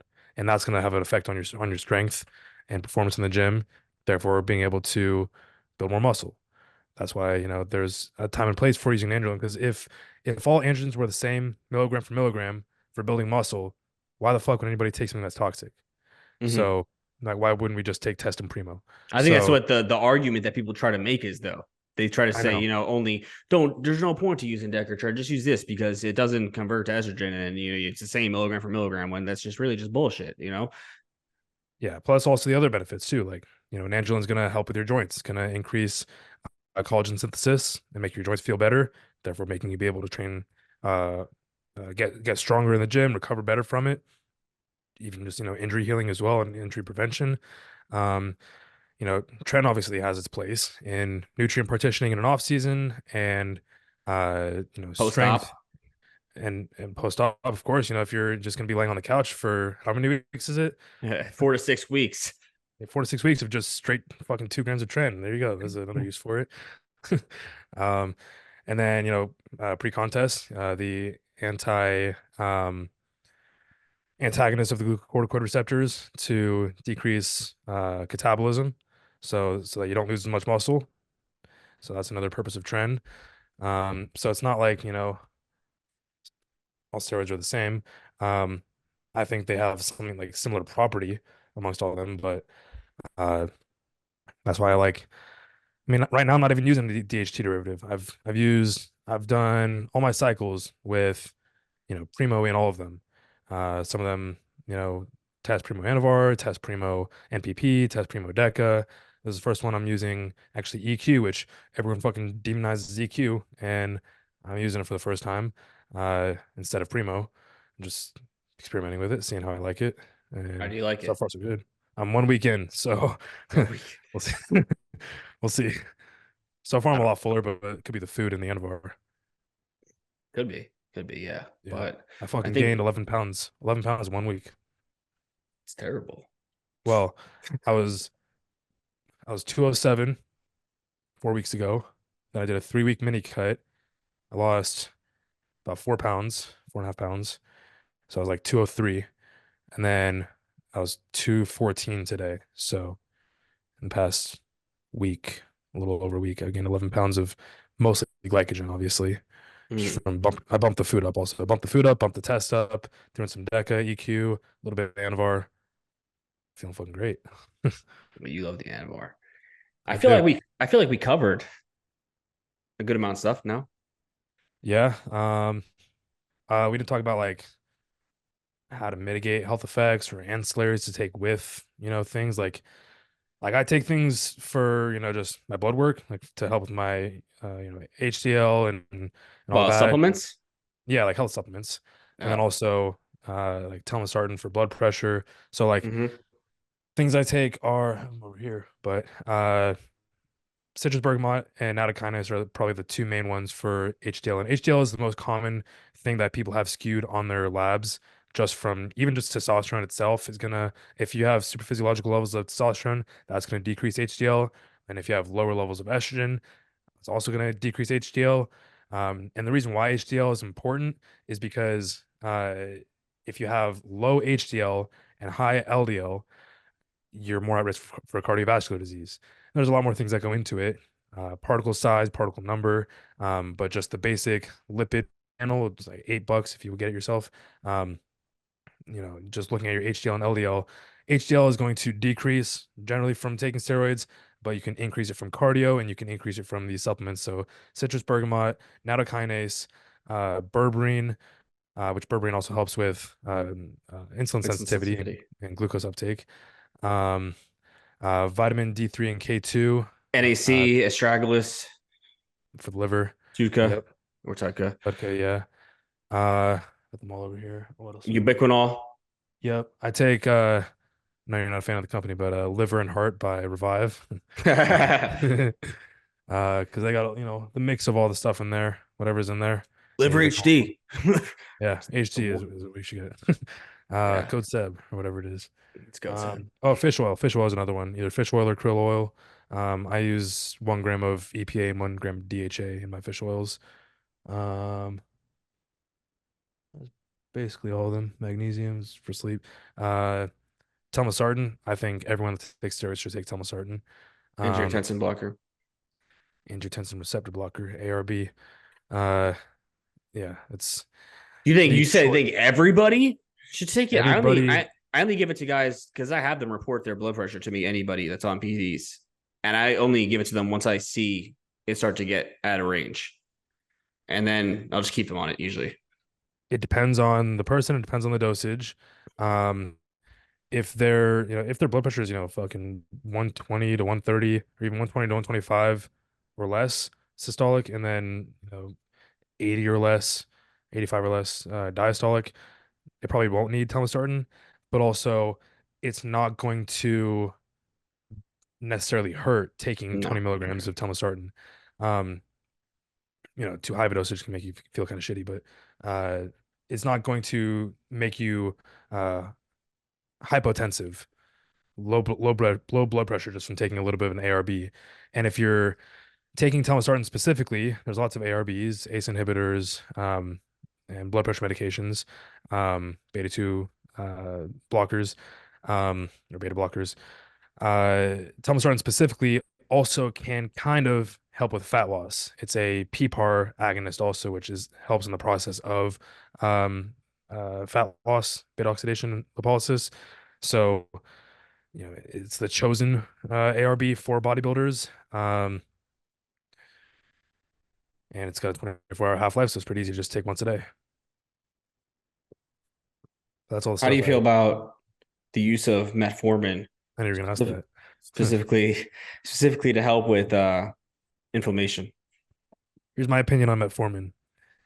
If you're diabetic and you just got diagnosed, you should take metformin. It's going to act quicker and be very effective at decreasing hepatic production of glucose by inhibiting one of the enzymes in gluconeogenesis, so that your liver stops producing glucose into the bloodstream to help with controlling blood glucose levels, as well as increasing glucose uptake in the cell and increasing insulin sensitivity. So for someone who needs intervention ASAP, metformin.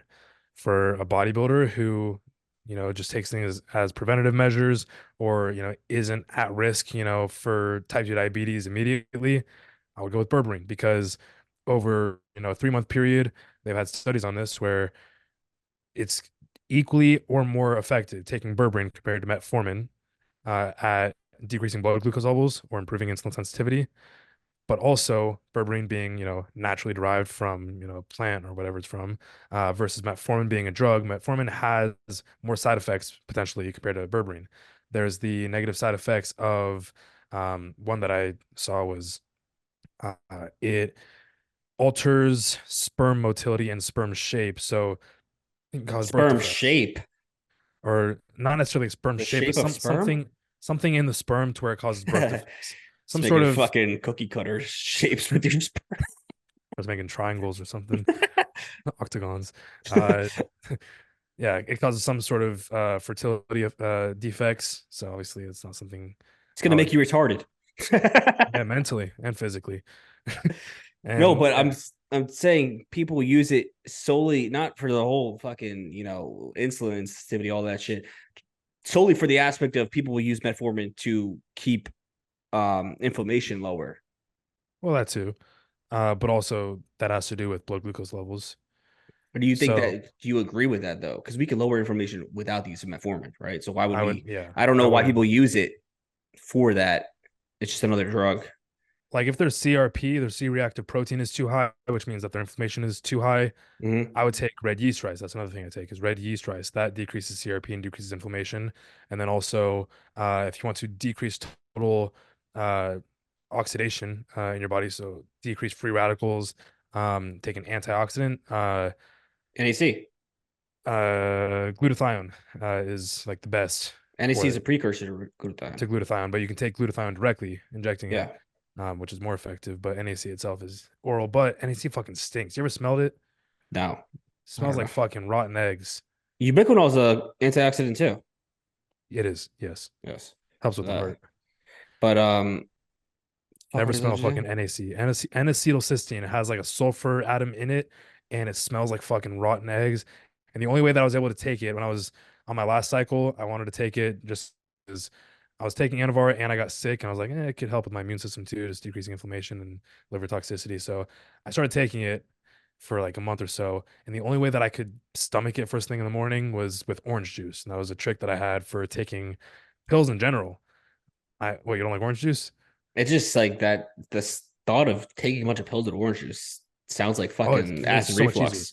No, it was like I hate taking pills. Like I do it just fine. Like I'll just, do a couple handfuls, but taking it with orange juice for some reason, for me, I don't know if it works for anybody else. I haven't told anybody else the secret is having a whole handful of pills, fucking 10, 20 pills, drinking some orange juice and just swallowing it. It just goes down so easy. I don't know what it is. Could be the acidity of it, could be the coldness of it, but for whatever reason, I could swallow as many pills as I wanted to with a sip of orange juice. Yeah, great. Now you're And I gonna have a suck at it fucking with bunch water. of clients asking you, can I take my pills with orange juice? If you're bulking, I'd say yes. If you're cutting, fuck no. You're not gonna get some extra calories just because I said it will help you keep your clothes down. It's an extra 2 calories, but uh, it's a little trick I figured out. Orange juice to down your pills. That's interesting. Hmm. Very interesting. Did we miss anything else? Any ancillaries?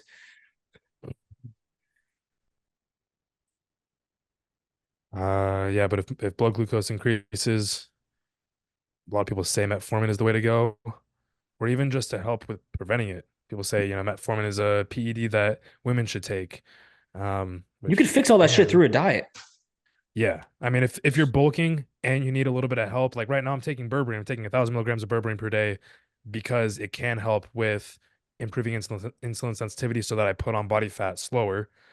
So, I'm not going out to eat at all. I'm eating all foods that I cook, and it's just gonna kind of help with being a calorie surplus You take by 500 taking, twice a day. yeah, 500 fasted, 500 before bed. You don't take it with food. I mean, I have food close to it roughly, but not with my meals. No, Hmm. I don't think you necessarily need to. I don't think it really People matters. people say you should take it like right before a meal. Like I see like glucose from Revive. I see people say take it right before a cheat meal. But berberine doesn't work that fast. It's not Hmm. a drug that like works instantly. It works over a period of months when you let it build up in your system over time. So I take it every day, and over time it'll help with that insulin sensitivity. I don't take it just for a one instance where I go out and get a cheat meal. Like it's not going to do the same thing as insulin. It's not insulin. Hmm.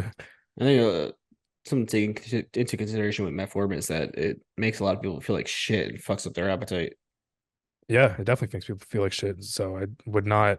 And also digestion wise. So yeah, that's what you were saying, appetite wise. Digestion too. So people can have bloating, stomach problems, uh bad poops, gas from metformin more often than they do with berberine, but both can cause digestive issues. I would just say it's more common with metformin. Some people may want to do 500 to 1500 milligrams of metformin, or do that from berberine, or they could split it, 500 of each and just maybe that might work better for them. But I generally would say berberine is going to digest a lot better. Another thing though is supplements are unregulated, so you don't know if your berberine is actually 500 milligrams, and you might be getting underdose berberine or expired or fake because Hmm. supplements aren't regulated by the FDA. So if you were to get pharmaceutical grade metformin, at least I you had know what you're getting. What? I had this conversation this morning about this because I know exactly like why you're saying that, and I'll talk to you about it after this. But the supplement industry is technically regulated by the FDA, and they technically do regulate it. But the fact is that they do a shit job at it, and a lot of shit goes. You could get by with a lot of shit, and a lot of companies do a lot of shitty shit. So there are a lot of fake bullshit supplements out there, and you need to look for ones that are third party tested. But they're supposed to be regulating this shit. They're supposed to be doing a lot of shit that they aren't doing. But yeah, there's a lot of shit out there. Make sure you get everything from a fucking reliable source company. Third Uh, party tested. It's got to be like third party tested by whatever brand. John Dewey just made a post on it, like the specific names. I don't remember off the top of my head, but mhm. gotta say that on the bottle because if it's just one company that's producing it, they could test it themselves and be like, "Yep, it's pure, 100% fresh fish oil," but for all you know, it could be rancid fish oils that's causing more inflammation than Mhm. what you actually are trying to get it for. Other, So I guess, I mean, this is kind of like an off-topic point, but since we're talking about like the whole regulation thing, I don't know if a lot of people understand this, but just because you go to a clinic doesn't mean that you will get pharmaceutical grade stuff. You're supposed to, but there's a lot of shit that isn't regulated, especially when it comes to growth hormone. A lot of clinics that I've seen will prescribe generic growth hormone. They will prescribe generics. You can request to get pharmaceuticals usually, but there's usually the huge pay difference. So they end up prescribing generics. A lot of people just go to clinics and just get the shit and think they have a pharmaceutical grade compound because they got it from there, and it's not necessarily the case. And a lot of guys end up with shitty fake growth hormones. A lot less common with testosterone, but also pharmacies aren't prescribing things like Deca and Trend really. But a lot of people try to get growth and tests from clinics, and I've seen clinics prescribe fucking fake growth countless times. There's one in Denver, a lot of fake growth.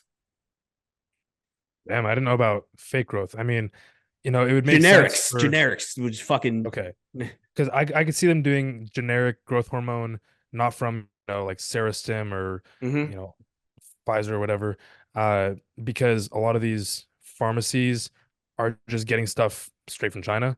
They're just mm-hmm, buying it from a reliable source, transporting it properly versus doing it, the sketchy way of, buying it from some shitty manufacturer and trusting that, they're doing it properly and that they're giving the right stuff and that it's being shipped properly and, isn't being overheated.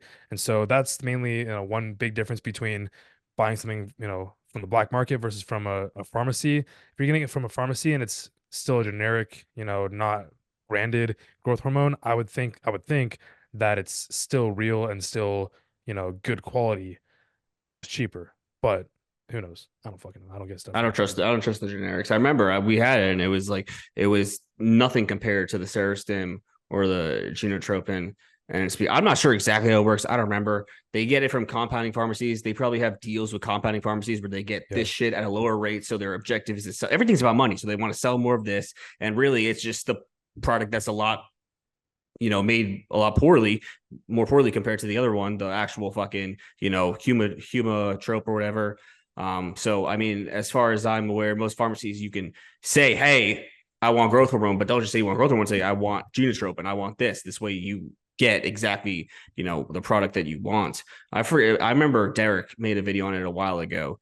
Because I was so confused how the fuck a clinic could give out, generics and not pharma. But they could get away with a lot of shit. Anybody could open a clinic and start doing a lot of shady shit. Let's start doing it. Yeah, it's the Start next making a bunch of money. brass tack bodybuilding clinic, Yeah, online dude. clinic.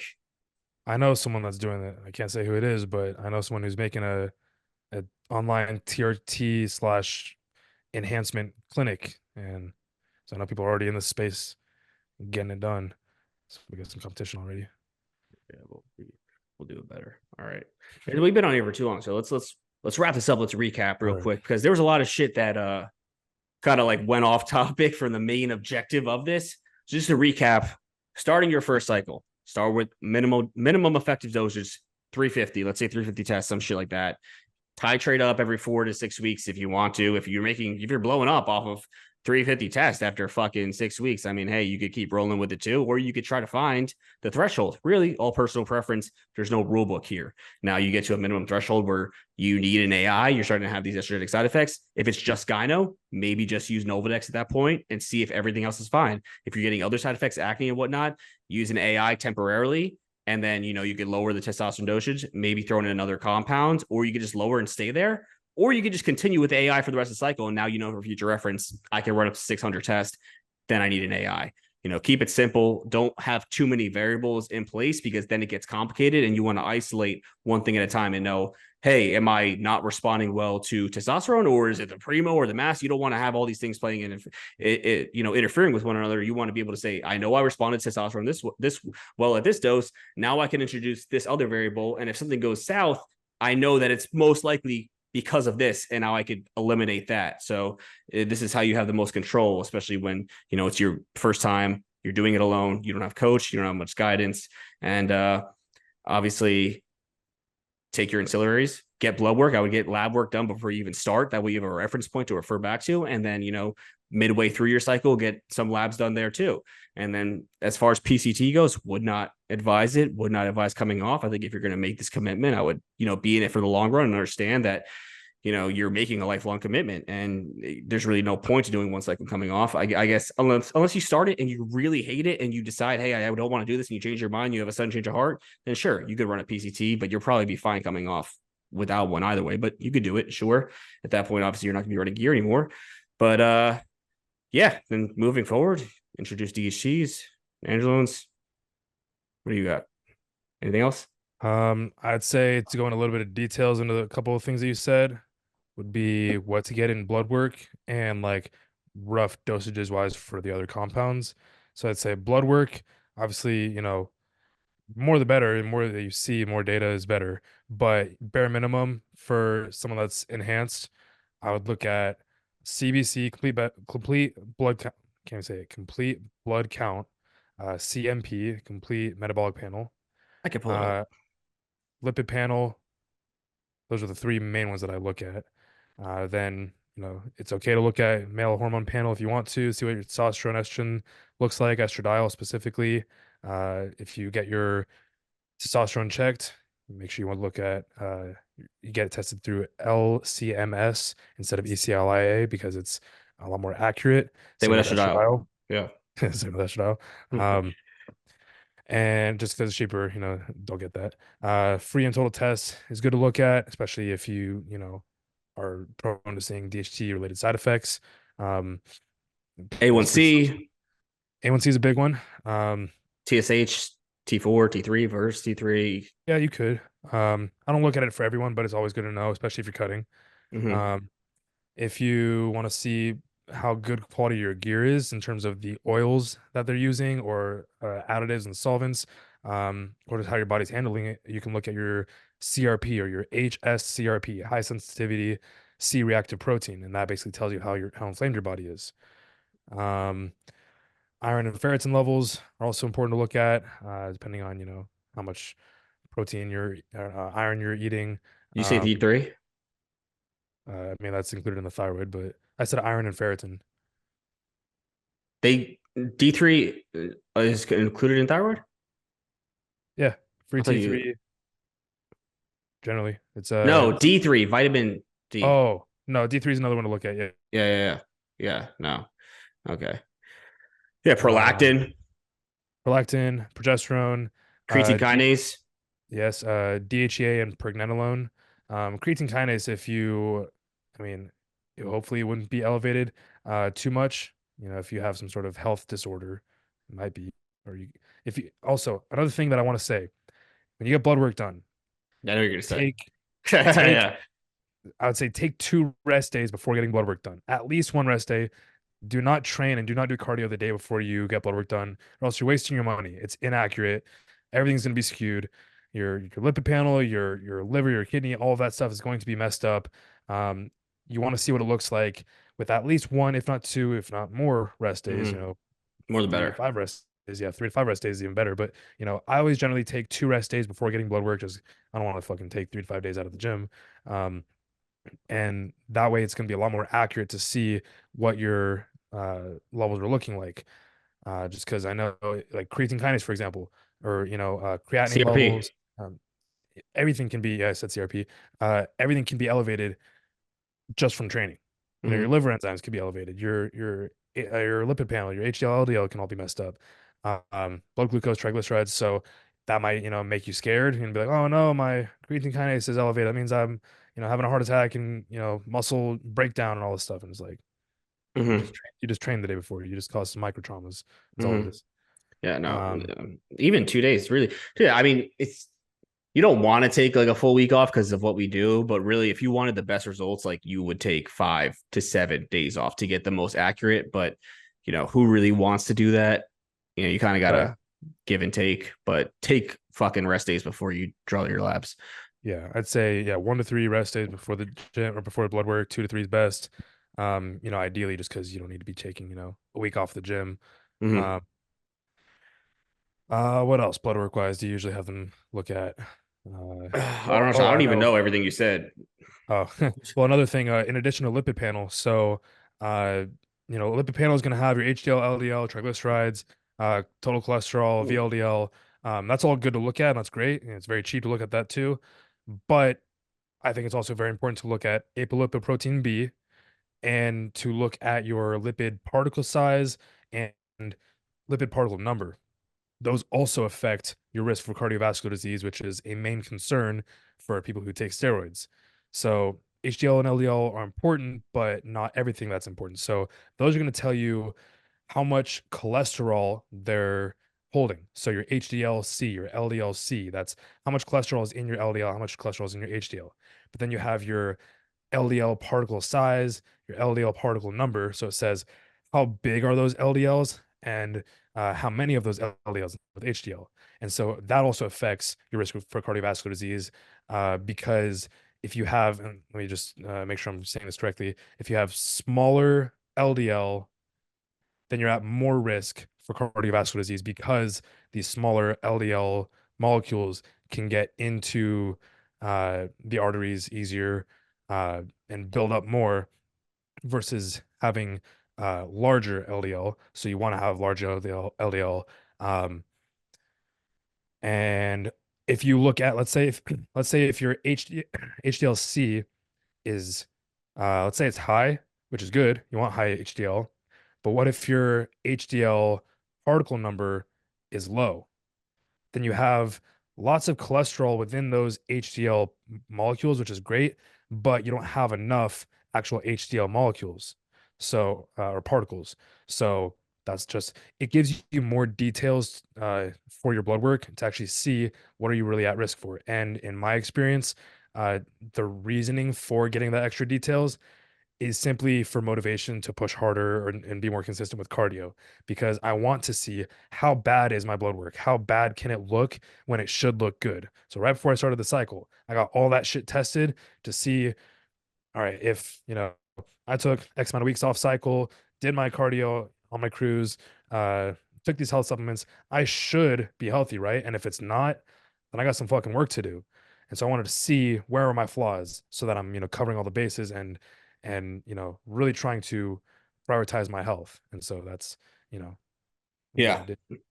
It just gets it's just overwhelming. I think it's just a lot for somebody who doesn't. Most people, the majority of people, even fucking coaches out there, like don't know how to read this shit, don't know what they're looking at. So the average person that's starting gear is like not going to know. You should get the labs done, do everything we're telling you, but I wouldn't say necessarily like look at these labs and start like, fucking hyper fixating on certain things because again, you have to look at the bigger picture of everything and how it's all interacting with one another, and not just Get looking a at one. coach. Yeah, get a coach. That's what I'm getting at. Don't just look at one thing, get fucking hyperfixated. Oh my God, my ALT is high or whatever. And ultimately get somebody who knows what the fuck they're doing to look over it if you don't already have a coach, which you fucking probably should. But if you don't, ask somebody, say, even if you got to pay them, maybe pay a coach. Hey, I'll give you fucking $50 to read my blood work real quick and tell me if there's anything potentially wrong here. And yeah, because Yeah, you don't want to just be making assumptions about shit that you don't entirely understand. definitely. And you don't want to just also go based off the reference ranges too, because uh if you're just seeing based on the blood work where it says this is the healthy range and yours is higher or lower than the healthy range, if you're a bodybuilder, you're not a normal person. This is based on a normal Mm-hmm. person, the average person. So, if my testosterone, let's say, is at 20 picograms per milliliter, uh, that's pretty fucking low, especially if my testosterone is, 1500 or more. So on paper, I'm in the range. I'm healthy, right? But no, that's gonna definitely increase my HDL. That's gonna be more neurotoxic. I would definitely want my estrogen to be higher, even though it's in the healthy range. And same with if my estrogen is fucking 80 and my testosterone is, 2, 3,000, I'm not gonna be concerned with that as long as I'm not Mm-hmm. having, gyno flare-ups and all the, estrogen side effects, blood Yeah. work. You can't just look at it and be like, well, it tells me I'm healthy. So, Yeah. you want a professional. I know you can like go through like Merrick Health and they have like professionals that like, but it's very expensive doing it through them, I think. Like, Even go through them though, it has to be you're better off having somebody that understands bodybuilding and the sport. Because even but they're like takes doctors too. They're yeah. doctors that like will tell you and they know what they're looking for. So that's like if you got the money, definitely have one of those doctors if you don't have a coach.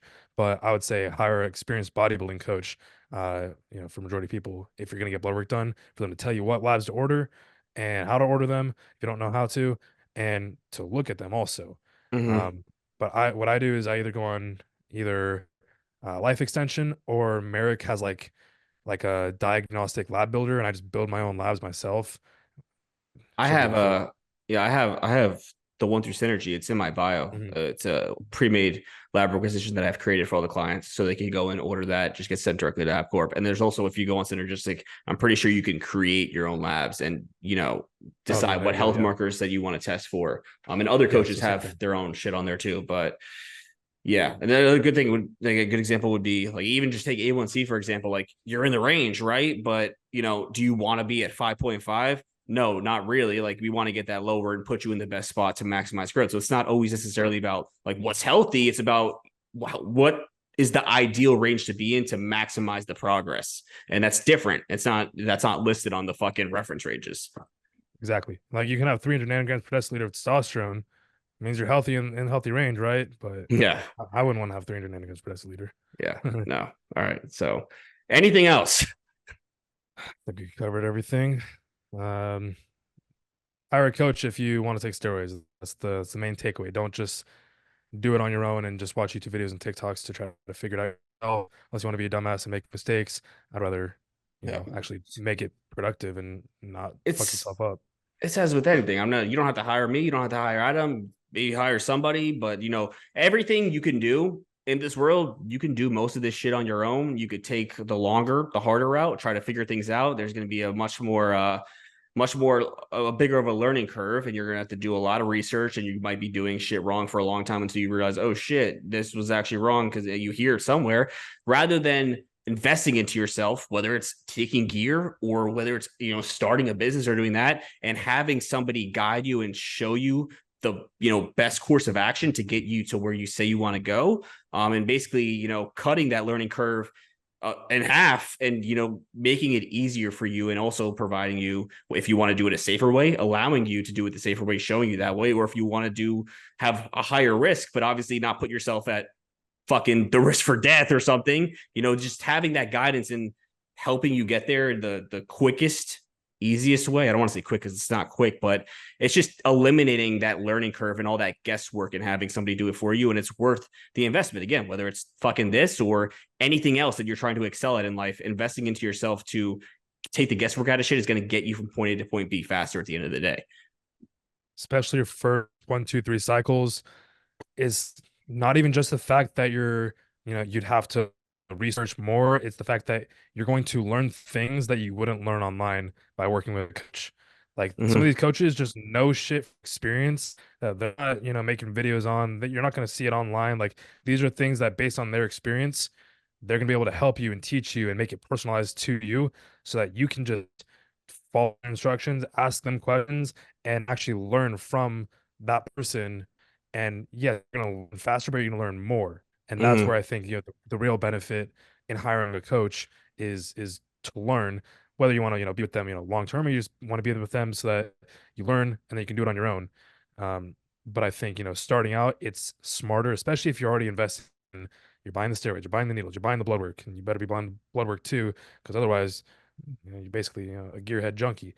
And same with like an alcoholic who is just going out and drinking and just have a shitty diet and unhealthy, versus someone who just drinks on occasions and has a healthy diet and exercise. Like, yeah, they both drink alcohol, but one's doing it a smarter way than the other. So I think if you're gonna take steroids, you got to do it the smarter way if you want to be successful in other aspects of life. Yeah, yeah. And it's a little different because, like I just said, like you can learn everything, which you can learn a lot of shit online when it comes to most things, but Yeah. there is a slight difference with gear because it is limited on research. And a lot of it, like I said, is like a lab rat. So experience plays a factor in all things, but especially when it comes to PED usage, getting the experience relayed back to you from somebody who has it, from a coach, is going to help a lot, because there are things that you will not be able to figure out unless you go through your own experience or from learning it from other people that have, that experience and those tips and tricks. There's guys that do shit that honestly a lot of guys won't talk about online at all, not even because of the fact that it might be dangerous, but because of the fact that they don't want to help the competition. And they literally will refrain from spreading this information because they might have, it's not like they have this magic secret, but they might have this way of implementing certain drugs and having this protocol in place, and it's just kind of exclusive to their methods, and they don't want to share that for the selfish reasons because it's gonna help make the competition better in their eyes. And that could be something that you're only gonna pick up from working with a coach, because it's never gonna be shared fucking on the internet. Yeah, I'm sure. So Yeah. if you want the secrets, hire me. No. If you want to learn something, hire me. I'll just we're gonna take 20 IUs of insulin before every meal to crash the blood sugar, to spike the appetite as high as possible, so you're on the brink of death, so that you have to eat and you're gonna force that food down or you're gonna fucking die. You're gonna grow or die. That's it. And see, I'm gonna throw in some growth hormone in there also because it's gonna increase ghrelin, and throw in some equipoise as well. And since both those are gonna increase your appetite, you can also throw in 30 IUs of insulin, throw in 800 grams of carbs, and then you get fucking massive. And then we're gonna break your back, so you actually don't have to train for 6 months. But we're just gonna blast gear that whole time, so you could grow while doing nothing. And that is how you achieve the most amount of progress with the least amount of effort. Is you lay on the couch, Science. take a shit ton of steroids, growth hormone, and insulin, and then scientifically you get fucking massive. You could repeat that on TikTok, and this is the source. Yep. All right. Well, till next time. Thanks for tuning in to another episode of Brass Tack Bodybuilding. Say goodbye, Adam. Goodbye, Adam.